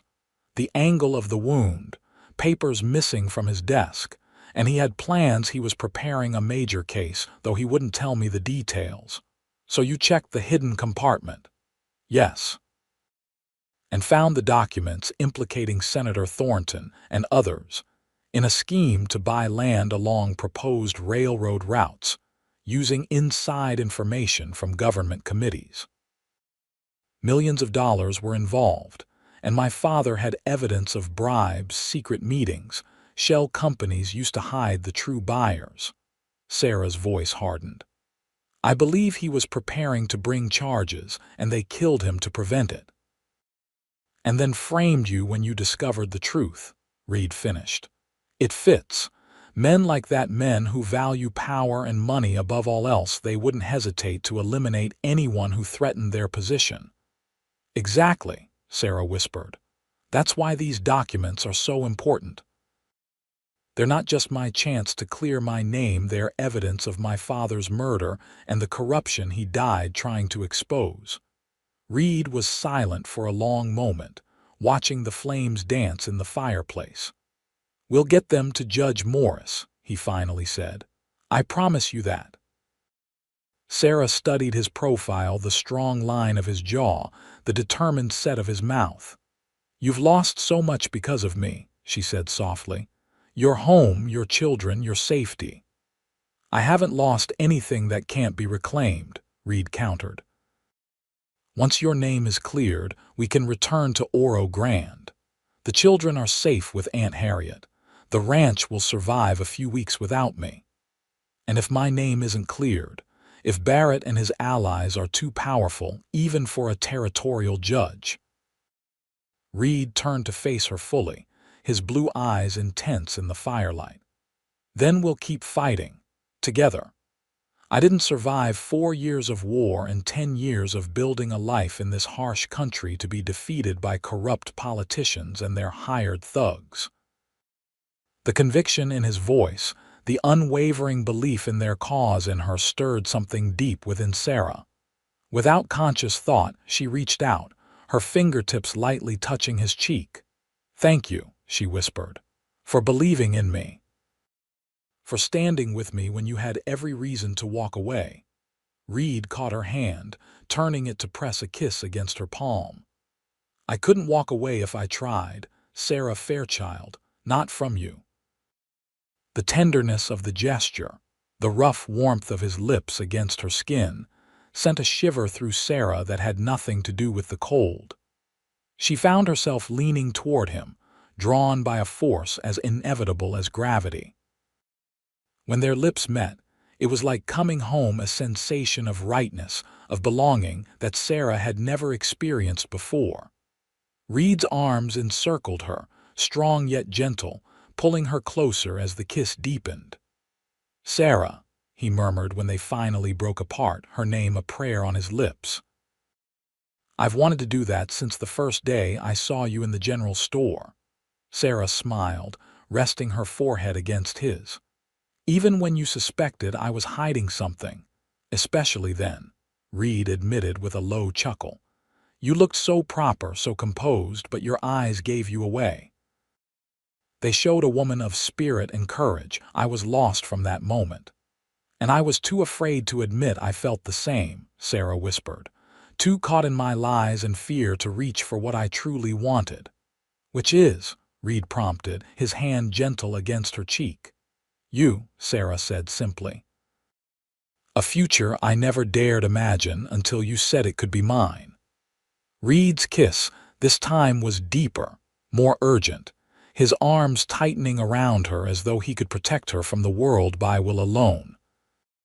Sarah responded in kind, letting go of the fear and caution that had governed her life for so long. Later, wrapped in blankets and each other's arms on the narrow bed, they spoke of possibilities of what might come after Silver City, after Judge Morris, after the truth was known. Reed talked of his ranch, of the life they might build there together, of how his children already adored their teacher and would be overjoyed to call her family. "I want that," Sarah admitted, her head pillowed on his chest. "More than I've ever wanted anything. But Reed, what if it's not possible? What if Barrett succeeds in having me sent back to Boston for trial?" "He won't," Reed promised, his fingers tracing gentle patterns on her shoulder. "If Judge Morris can't help us, we'll find another way. I won't lose you now that I've found you." Outside, the storm gradually quieted, the howling wind settling into gentle sighs. Inside the small cabin, warmed by fire and newfound love, Sarah allowed herself to believe in the future Reed described, a future that began right there with him. They awoke at dawn to a transformed world. The storm had left nearly 2 feet of fresh snow blanketing the mountains, glittering blindingly in the morning sun. The temperature had dropped even further, and their breath fogged in the cabin's chill air. "The pass will be difficult but not impossible," Reed said after checking outside. "The snow will slow Barrett's men as much as it does us, and it covers our tracks from yesterday." They ate a sparse breakfast of the remaining beans and set about preparing to leave. Sarah felt different, stronger, more resolved, and oddly peaceful despite the dangers that still lay ahead. Something had shifted within her during the night, some burden lifting as she shared it with Reed. As they saddled the horses, a sound cut through the crisp morning air, the distant crack of a rifle, followed by men's voices. "They're coming up the trail," Reed said, his voice tight. "We need to go now." They mounted quickly, Reed leading the way up a barely visible path that wound further into the mountains, away from Hammond's Pass and the main trail to Silver City. "Where are we going?" Sarah called as they pushed through snow-laden branches, the horses struggling in the deep drifts. "There's another way through an old Apache trail that crosses the ridge further north," Reed answered over his shoulder. "Harder going, but they won't expect us to take it." The ride was brutal, the cold seeping through Sarah's layers of clothing despite her exertion. The path, if it could be called that, often disappeared entirely beneath snow and fallen trees, forcing them to dismount and lead the horses through the worst sections. By midday, they had reached a high ridge offering a panoramic view of the mountains stretching in all directions. Far below, Sarah could make out tiny figures on horseback, at least 5 men, moving methodically up the various trails branching from the main route. "Barrett has more resources than I expected," Reed muttered, surveying the search party through his spyglass. "Those aren't local men. They look like hired guns from the way they're armed." "Can we outrun them?" Sarah asked, her voice shaking slightly from cold and fear. Reed's expression was grim. "Not on this terrain, not with the snow, but we can outsmart them." He pointed to a distant notch in the mountains. That's Devil's Backbone. If we can reach it by nightfall, there's a shortcut down to the western slopes. From there, it's less than a day's ride to Silver City. The afternoon brought new challenges, a frozen stream they had to cross carefully on foot, leading the nervous horses. A section of trail so steep they had to zigzag back and forth to make any progress. A moment of terror when Sarah's horse lost its footing and nearly slid over a precipice. Through it all, Reed remained steady, his confidence never wavering even as the sun began to sink toward the western peaks. But Sarah could see the worry in his eyes when he thought she wasn't looking, the way he constantly checked their back trail. "They're gaining, aren't they?" she finally asked as they paused to rest the winded horses. Reed didn't bother denying it. "Yes, they have fresher mounts and know the terrain better than we anticipated, but we're still ahead and darkness will help us."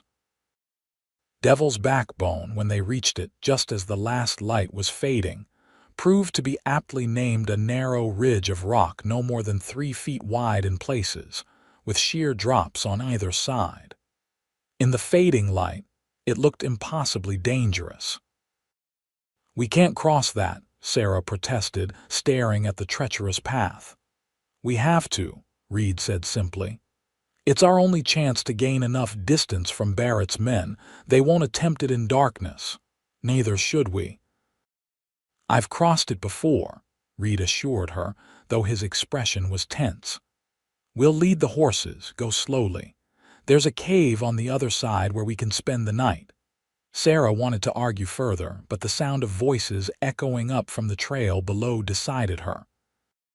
"All right," she conceded, "but you go first. I'll follow your exact steps." The crossing was the most terrifying experience of Sarah's life. The stone path was icy in places, crumbling in others. The wind had picked up again, gusting in unpredictable bursts that threatened to push them off the narrow ridge. The horses balked repeatedly, requiring all of Reed's skill and patience to coax them forward. Halfway across, Sarah made the mistake of looking down. The chasm below was lost in darkness, its depth impossible to gauge but clearly fatal if they fell. Her head swam and she froze, unable to move forward or back. "Sarah." Reed's voice reached her through the roaring in her ears. "Look at me, not down. Focus on my face."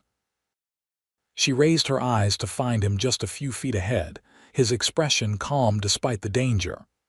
"That's it," he encouraged. "Now, one step at a time. You're doing fine." "I can't," she whispered, the words nearly lost in the wind. "I'm afraid." "I know," Reed acknowledged. "But fear doesn't stop you, Sarah Fairchild. It never has. Not when you confronted a corrupt senator, not when you fled across the country alone, not when you built a new life from nothing. And it won't stop you now." His words, his absolute faith in her, gave Sarah the courage to move again. One small step, then another. The horse behind her whinnied nervously but followed, drawn by Reed's steady hand on its lead rope. When they finally reached the other side, Sarah was shaking so badly that Reed had to lift her from her feet and carry her the last few yards to the cave he had promised. It was small but dry, sheltered from the wind that was rapidly becoming a gale as night fell completely. "We made it," he said, setting her gently on a flat rock inside the cave's entrance. "You did it, Sarah." "We did," she corrected, her voice still unsteady. "I couldn't have crossed that alone." Reed busied himself making a small fire, deep enough in the cave that its light wouldn't be visible from the trail below. The horses, clearly relieved to be on solid ground, huddled near the entrance, providing additional warmth with their bulk. Their remaining supplies yielded a meager supper, but Sarah was too exhausted to care. As they sat close to the fire, she leaned against Reed's shoulder, drawing strength from his solid presence. "Will Barrett's men follow us across Devil's Backbone?" she asked. "Not tonight," Reed assured her. "Maybe not at all. It's dangerous enough in daylight with good weather. In these conditions, most men wouldn't risk it, but they might find another way around. Possibly, but it would take them at least a day longer. Reed's arm tightened around her. By then, we'll be in Silver City, talking to Judge Morris. Sarah wanted to believe him, to share his optimism, but the events of the past months had taught her that nothing was certain.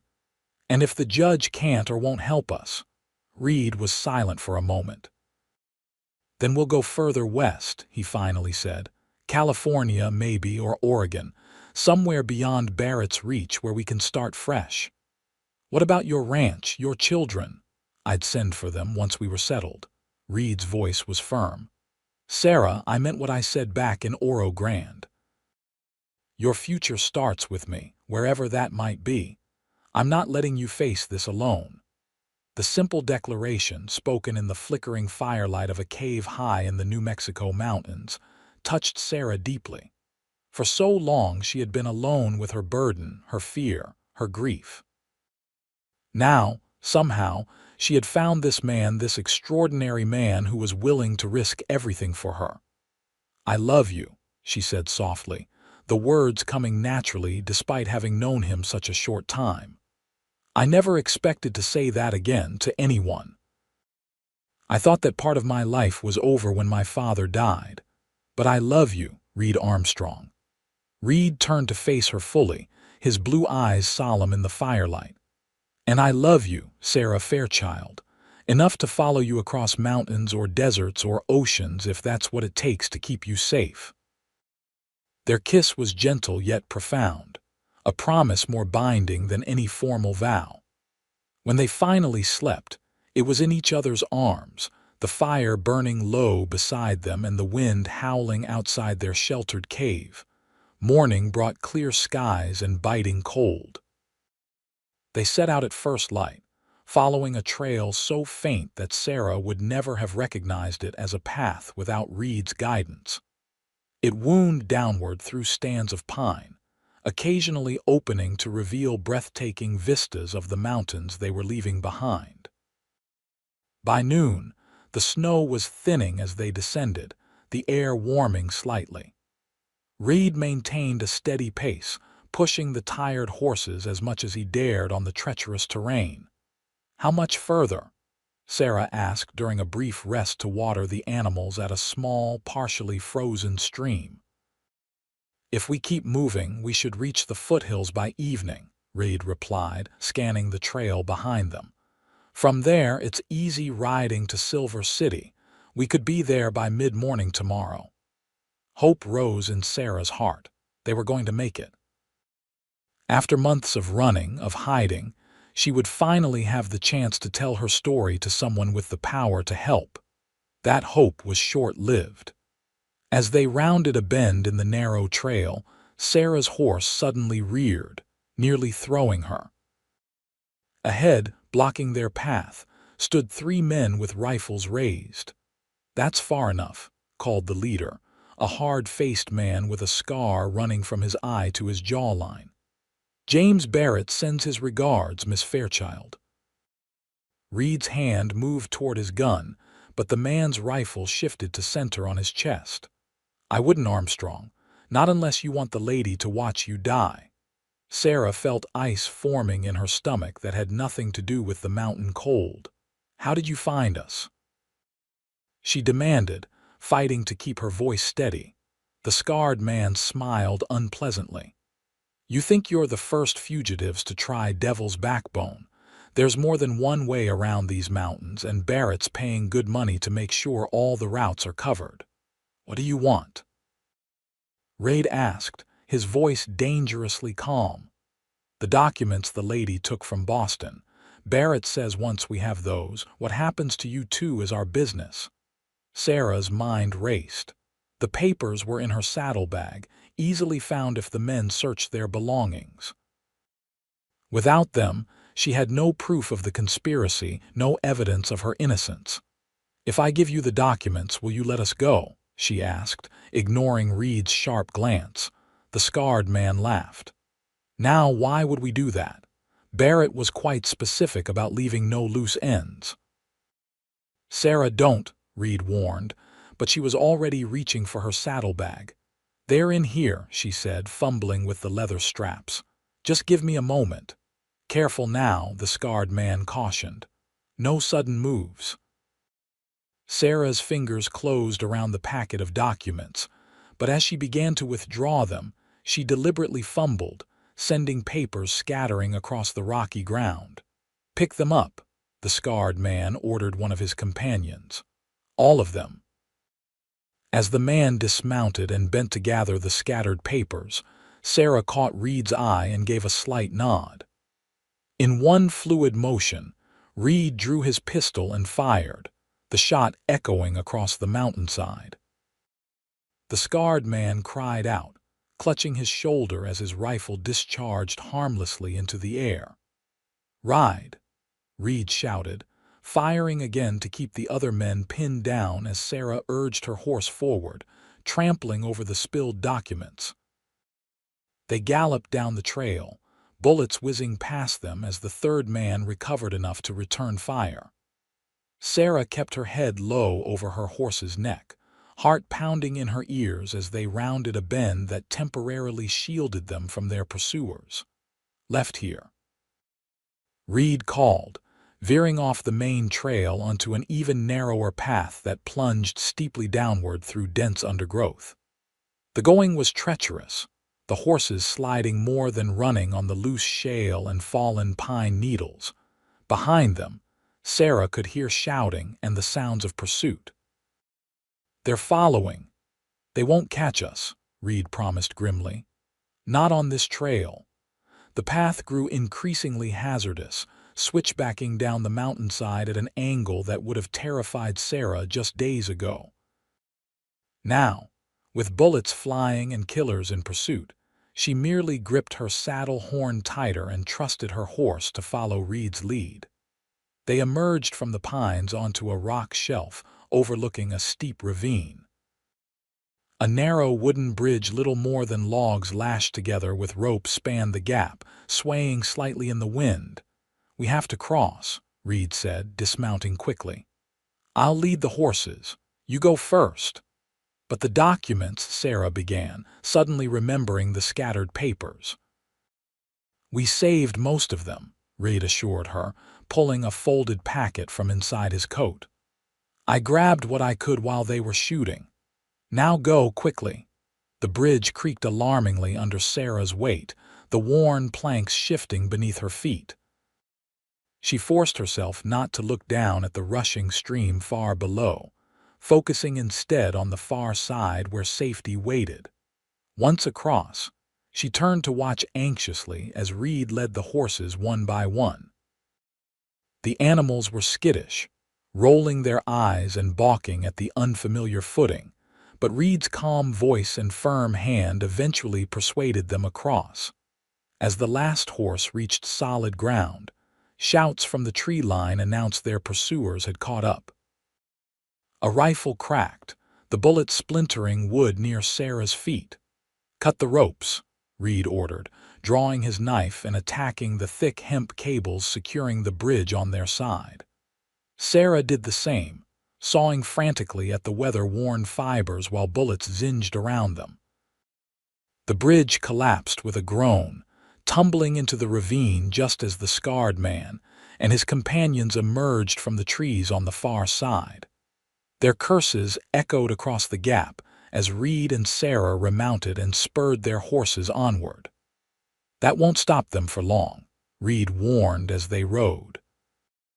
"There's another crossing a few miles downstream, but it gives us a head start."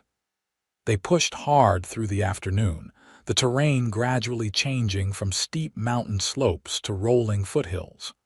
The trees thinned, giving way to scrubby vegetation more typical of lower elevations. By sunset, they had reached the edge of a broad valley with the lights of a small settlement visible in the distance. "Silver City?" Sarah asked hopefully. Reed shook his head. "No, that's Copper Flat. Silver City is still about 15 miles southwest. We'll avoid the settlement, too risky. There's a lined shack belonging to the Double Diamond Ranch just beyond those hills." We can rest there tonight and reach Silver City by morning." The line shack was more substantial than the trapper's cabin, a sturdy structure with a proper door, glass windows, and a well-stocked woodpile beside the small corral. Inside, they found basic supplies: dried beans, coffee, flour, and even a small sack of sugar. The ranches around here maintain these shacks for their cowhands during roundup, Reed explained as he built a fire in the stone fireplace. "There's an unwritten code: you use what you need, replace it when you can, and leave the place better than you found it." For the first time in days, they enjoyed a hot meal that wasn't just trail rations, beans cooked with dried beef, and biscuits Reed skillfully prepared in a cast iron skillet. Sarah watched him work, marveling at how competent he was at these frontier skills so foreign to her Boston upbringing. "What are you thinking?" Reed asked, catching her thoughtful gaze.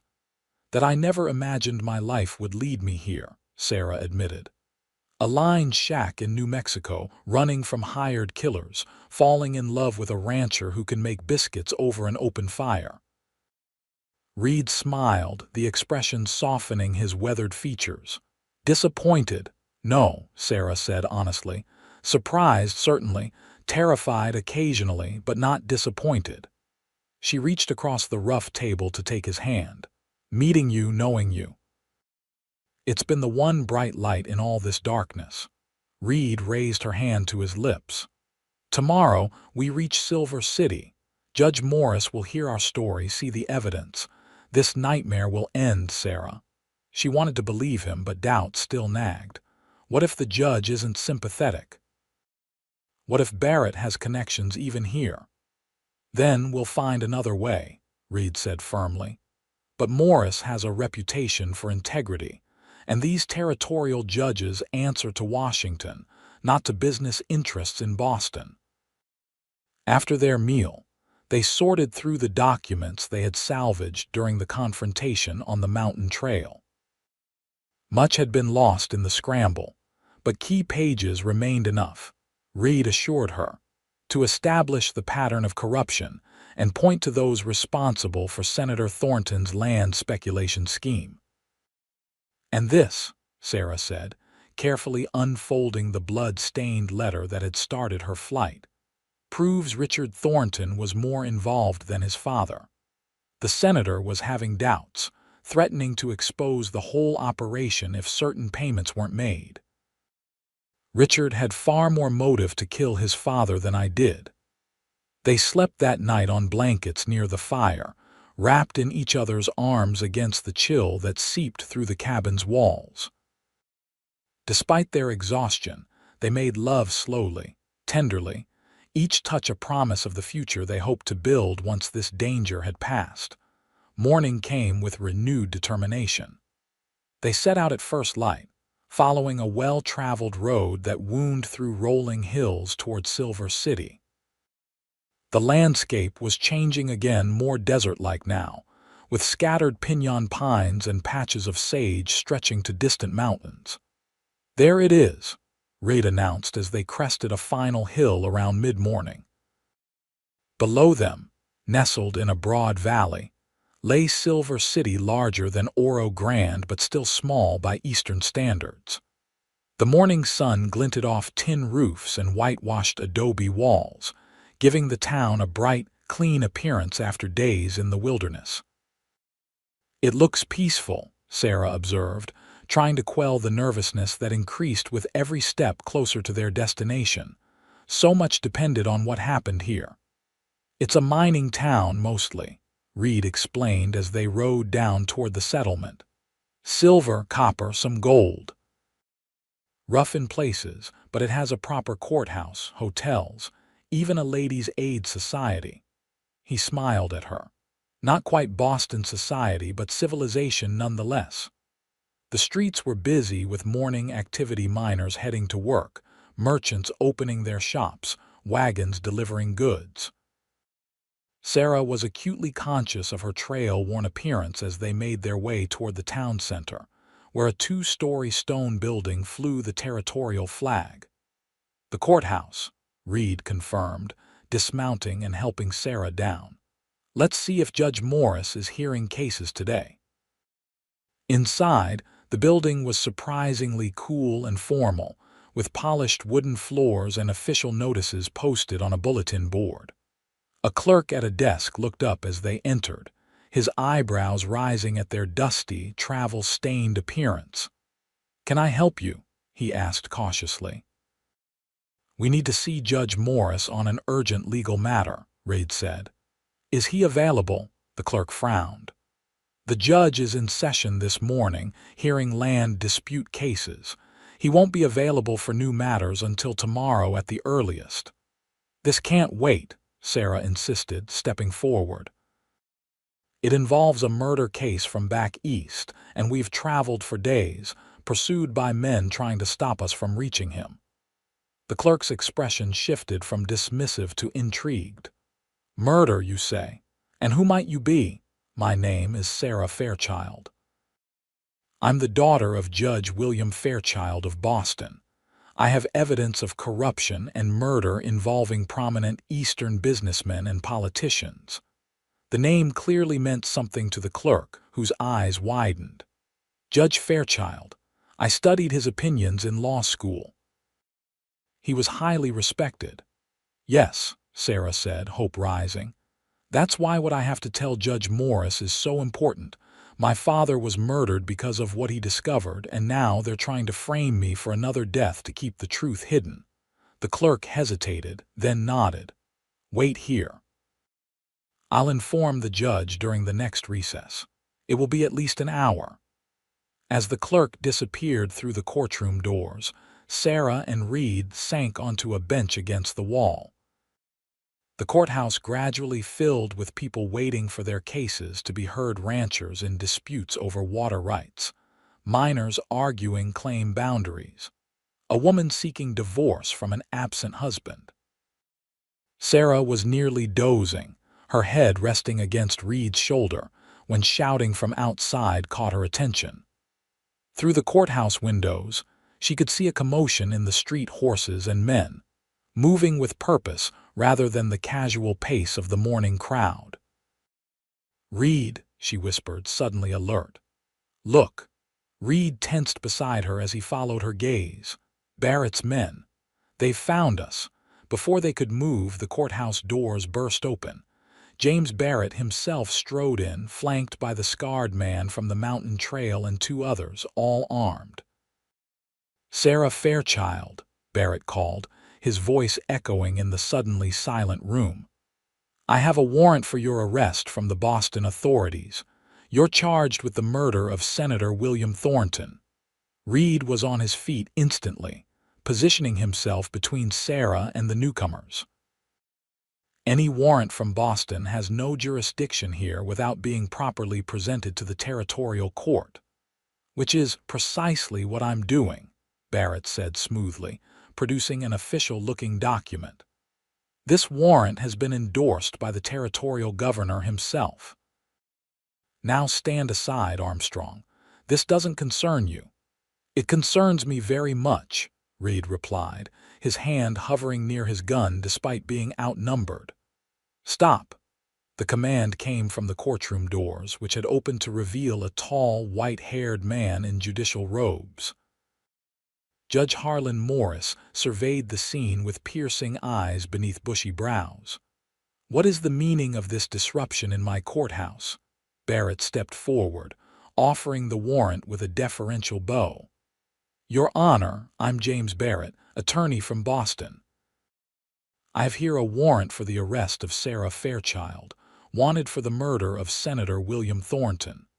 Governor Axtell has reviewed and endorsed the warrant for enforcement within the territory." Judge Morris accepted the document, scanning it with a practiced eye. "I see." "And you are Miss Fairchild?" he asked, turning to Sarah. Sarah stepped around Reed, her chin high despite her fear. "I am, Your Honor, but I did not murder Senator Thornton. I have evidence that he was killed by those who are now trying to silence me, evidence of corruption involving land speculation along proposed railroad routes." Lies, Your Honor, Barrett interjected. Miss Fairchild stole private papers from her late father's office and has been attempting to blackmail several prominent citizens. When Senator Thornton confronted her, she shot him and fled. I think, Judge Morris said slowly, that these are serious allegations requiring proper examination. He turned to the clerk who had followed him from the courtroom. Peterson, clear the court. Today's remaining cases will be postponed until tomorrow. As the disappointed litigants filed out, Barrett smiled triumphantly. Then you'll honor the warrant, Your Honor.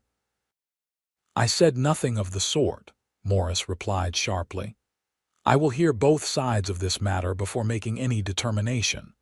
Miss Fairchild claims to have evidence, and in my court, evidence speaks louder than accusations. You will all attend me in chambers immediately. Judge Morris's private chambers were spartanly furnished but dignified a massive oak desk, several wooden chairs, bookshelves lined with legal volumes, and a large map of the New Mexico Territory on one wall. The judge settled behind his desk, gesturing for Sarah and Reed to sit opposite him. Barrett and his men were directed to chairs against the wall. Now, Morris began, I will hear Miss Fairchild's account first without interruption. Then Mr. Barrett may present his case. Is that understood? When all had nodded agreement, Morris turned to Sarah. Proceed, Miss Fairchild. And I advise you to be thorough and honest. I have little patience for dramatics or evasion. Sarah took a deep breath and began her story: her father's death, her discovery of the documents implicating Senator Thornton, the confrontation that led to the senator's death, and her subsequent flight. She explained the evidence she had gathered, and the reason she believed Richard Thornton had greater motive to kill his father than she did. Throughout her account, Judge Morris listened impassively, occasionally making notes but offering no indication of his thoughts. When Sarah finally fell silent, he turned to Reed. And you, sir? What is your involvement in this matter? Reed Armstrong, Your Honor, rancher from Oro Grande. I met Miss Fairchild when she came to our town as a schoolteacher, using the name Sarah Fletcher. When Barrett and his men began hunting her, I helped her reach you because I believe in her innocence and her right to a fair hearing. Morris nodded thoughtfully. The documents you mentioned, Miss Fairchild, do you have them with you? Sarah produced the papers they had salvaged, including the blood-stained letter. We lost some during our journey here, Your Honor. Barrett's men attacked us in the mountains. As Morris examined the documents, Barrett shifted impatiently in his chair. Your Honor, these papers, even if authentic, prove nothing about Senator Thornton's death. The fact remains that he was found shot to death in Miss Fairchild's presence, with her fingerprints on the weapon. A weapon he aimed at me first, Sarah countered. I've never denied being present when the senator died or that we struggled for the gun, but it was self-defense, not murder. Convenient claim with no witnesses, Barrett sneered. Enough, Morris interrupted. Mr. Barrett, your warrant appears to be in order, technically speaking. However, I find several troubling aspects to this situation. He held up the documents Sarah had provided. These papers suggest serious impropriety by Senator Thornton and others, including his son. They provide context that any fair tribunal should consider. Barrett's face darkened. Your Honor, with all due respect, your role is simply to honor the warrant and return the fugitive to Boston for trial. The merits of the case will be decided there. My role, Mr. Barrett, is to ensure justice is served within my jurisdiction, Morris replied sharply. And I am not convinced Miss Fairchild would receive justice in Boston, given the powerful interests aligned against her. Are you refusing to honor a warrant endorsed by the territorial governor? Barrett demanded, his composure slipping. I am exercising my judicial discretion, Morris corrected.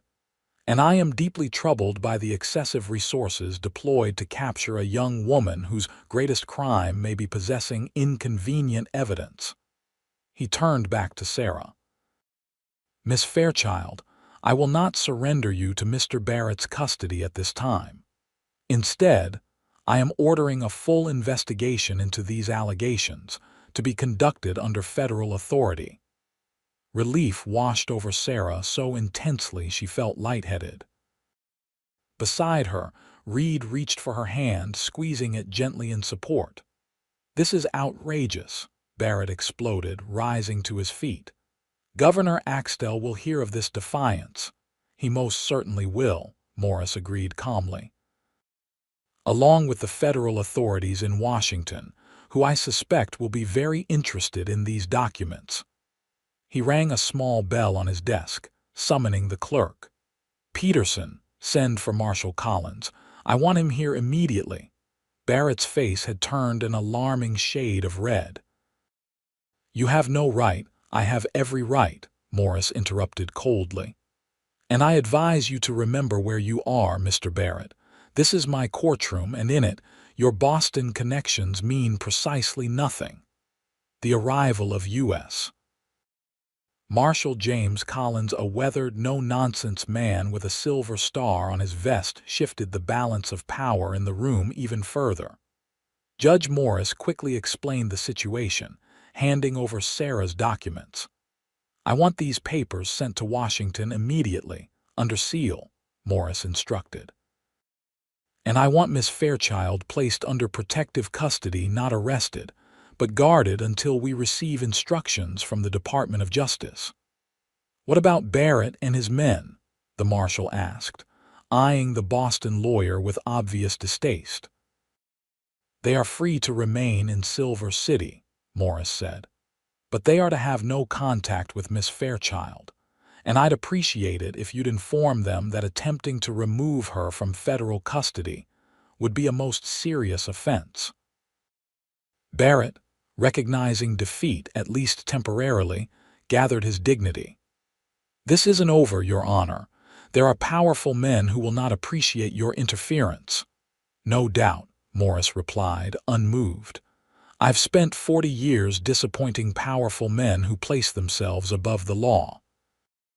I expect I'll survive their displeasure once more." As Barrett and his men were escorted from the chambers, Sarah turned to Judge Morris with tears of gratitude in her eyes. "Thank you, Your Honor.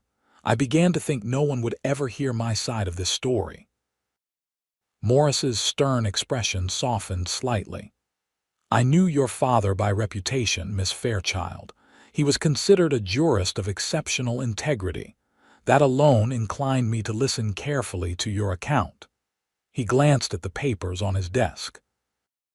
"And what I see here suggests he was pursuing a case of significant corruption before his death, a death that may well have been murder disguised as suicide." "What happens now?" Reed asked, his arm protectively around Sarah's shoulders. "Now we wait," Morris said. "I'll telegraph Washington today with a summary of these allegations. Given their serious nature and the prominent names involved, I expect a swift response. In the meantime, Miss Fairchild will remain under Marshal Collins's protection." "And Mr. Armstrong?" Sarah asked, suddenly afraid of being separated from Reed. "Is free to remain in Silver City," Morris said with the faintest hint of a smile. "Though I'd suggest he stay close to the marshal's office for his own safety. Barrett doesn't strike me as a man who accepts defeat graciously." The following days passed in a curious limbo. Sarah was housed in a small but comfortable room at the Silver City Hotel, with a deputy marshal stationed in the hallway at all times. Reed took a room at the same establishment, spending most of his daylight hours with Sarah or at the marshal's office, where Collins kept him informed of developments. Barrett remained in town, occasionally seen conferring with his men or sending telegrams, but made no further attempts to approach Sarah. His presence was a constant reminder, however, that the danger had not passed. 3 days after their arrival in Silver City, Marshal Collins arrived at the hotel with news. "Got a telegram from Washington," he announced as Sarah and Reed received him in the hotel's small parlor. "The Attorney General himself has taken an interest in your case, Miss Fairchild." "Is that good news?" Sarah asked nervously. "Very good," Collins confirmed. "He's dispatching a special investigator to interview you and examine the evidence, and he's ordered a separate investigation into Senator Thornton's business dealings and his death." Reed's face lit with relief. "So Sarah won't be sent back to Boston?" "Not at present," Collins said. "The Boston warrant has been temporarily suspended pending the federal investigation. Barrett's been informed. He's not happy." "I imagine not," Sarah murmured, thinking of the powerful men who had sent Barrett to silence her. "They would not easily abandon their pursuit." "There's more," Collins continued. "Judge Morris received a separate communication. Seems your father's former law clerk came forward after your disappearance, Miss Fairchild. He had copies of some of the documents you took, not all, but enough to support your claims about the land speculation scheme." Hope blossomed in Sarah's chest. "Thomas Wells. He was my father's assistant for years. He must have known what my father was investigating." "Appears so," Collins agreed. "He's been cooperating with federal authorities in Boston. According to the judge, there have already been some quiet arrests." The news was almost too much to absorb. After months of running, of fear and uncertainty, it seemed the tide was finally turning. Sarah reached for Reed's hand, needing his steadiness as emotions threatened to overwhelm her. "What about Richard Thornton?" Reed asked. "Has he been questioned about his father's death?" Collins's expression darkened. "That's where things get complicated." "Thornton Jr. was found dead in his Boston home yesterday morning. Apparent suicide, though, given the circumstances." "Just like my father," Sarah whispered. "They're eliminating anyone who might implicate the others." "Maybe," Collins acknowledged, "or maybe guilt drove him to it. Either way, it's being investigated as a suspicious death." The federal investigator, a methodical man named Howard Fletcher, arrived from Washington 2 days later. He spent hours interviewing Sarah, reviewing her documents and taking detailed notes. His questions were precise and sometimes uncomfortably probing, but never hostile. "You understand, Miss Fairchild, that your claim of self-defense in Senator Thornton's death will be difficult to prove conclusively," he said toward the end of their second day of interviews. "There were no witnesses, and physical evidence can be interpreted multiple ways." "I understand," Sarah replied, her voice steady despite her fear. "But I've told you the truth. The senator threatened me, tried to take the documents by force, and drew his gun first. We struggled, and it discharged, killing him." Fletcher nodded thoughtfully. "Your account has remained consistent, which counts in your favor, and the emerging evidence of corruption provides clear motive for the senator and his associates to silence you. Still, the legal outcome remains uncertain." "What is certain," Reed interjected from his position by the window, "is that Sarah has been hunted across half the country by men willing to kill her to recover those documents. That fact alone supports her version of events." "Indeed, Mr. Armstrong," Fletcher agreed. "And Barrett's aggressive pursuit, apparently funded by several of the businessmen named in these papers, has certainly caught the Attorney General's attention." By the end of the week, Fletcher had concluded his investigation and was preparing to return to Washington with his findings. On his last evening in Silver City, he requested a final meeting with Sarah and Reed in Judge Morris's chambers. "I've completed my report," he informed them, setting a thick folder on the judge's desk. "While I cannot predict the final outcome with certainty, I believe there is sufficient evidence to justify the continued suspension of the Boston warrant, and to proceed with a federal investigation into the corruption scheme your father uncovered, Miss Fairchild. Relief flooded through Sarah. And Barrett has been ordered to return to Boston, Fletcher said with evident satisfaction. His clients are discovering that federal scrutiny is considerably more troublesome than a single woman with incriminating documents. Several have already approached the Attorney General seeking leniency in exchange for testimony. "So it's over?" Reid asked, his hand finding Sarah's. "Sarah is free." Fletcher exchanged glances with Judge Morris before responding. "Not entirely, not yet. The question of Senator Thornton's death remains officially unresolved. However," he added, seeing Sarah's face fall, "given the circumstances now coming to light, including his son's suspicious death, the Attorney General is inclined to accept the self-defense explanation." "Meaning?" Sarah pressed.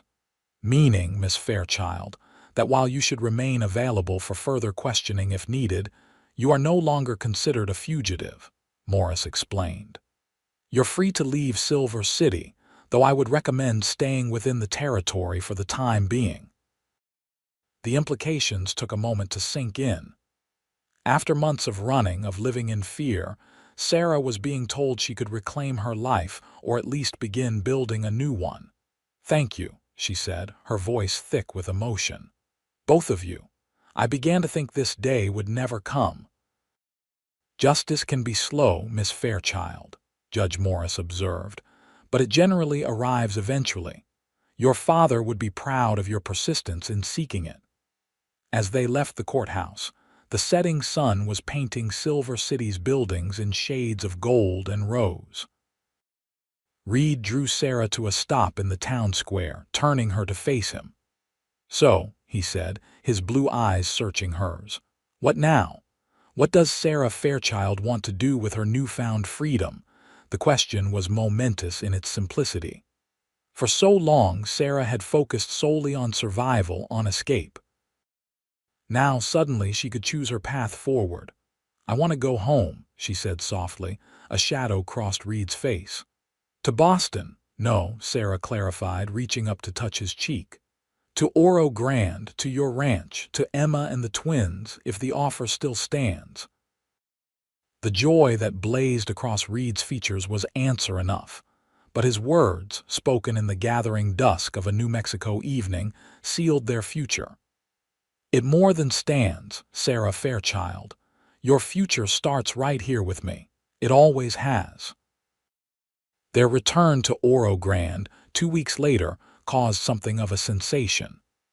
The town had been abuzz with rumors since their abrupt departure, tales of Sarah's mysterious past, Reid's gallant rescue, and their subsequent adventures had grown more elaborate with each telling. The truth, when finally revealed, proved almost as dramatic as the wildest stories. Sarah, now officially cleared of all charges after the Attorney General formally declined to pursue the Boston warrant, found herself transformed from a suspicious newcomer to a local heroine who had stood against powerful corruption.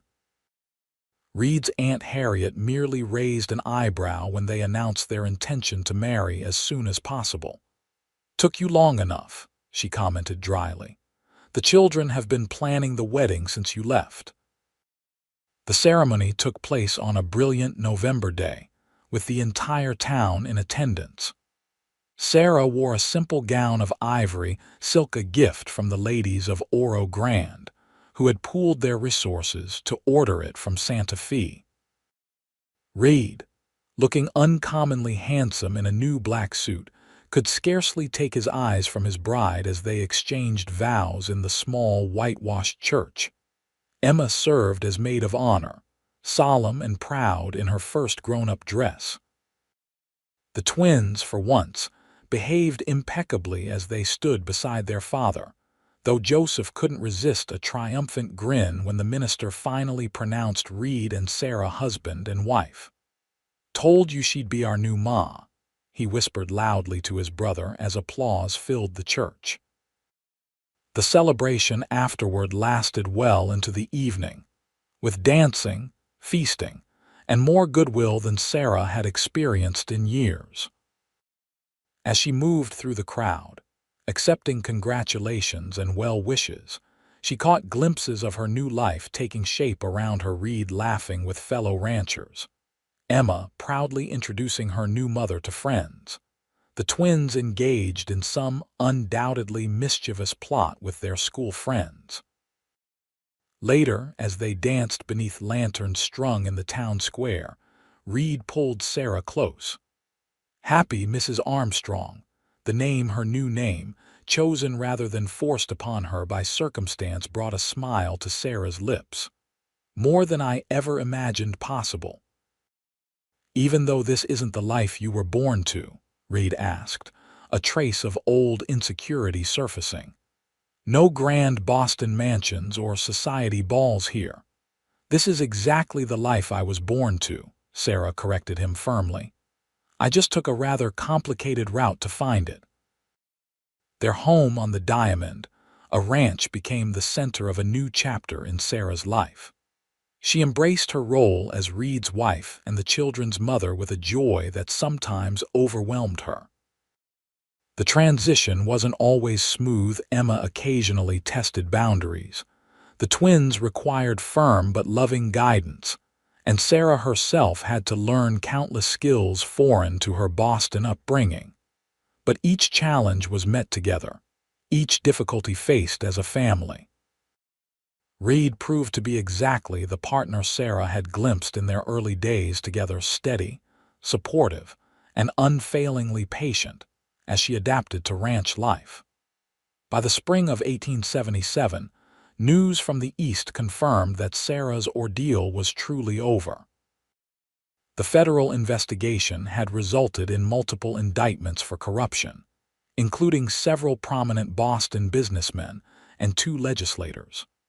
Sarah's father's death had been officially reopened as a murder investigation, though no charges had yet been filed. "Your father would be proud," Reed observed as they sat on the ranch house porch one evening, watching the children play in the yard. "You finished what he started." "We finished it," Sarah corrected, leaning against her husband's shoulder. "I wouldn't have survived without you, much less seen justice done." Reed's arm tightened around her.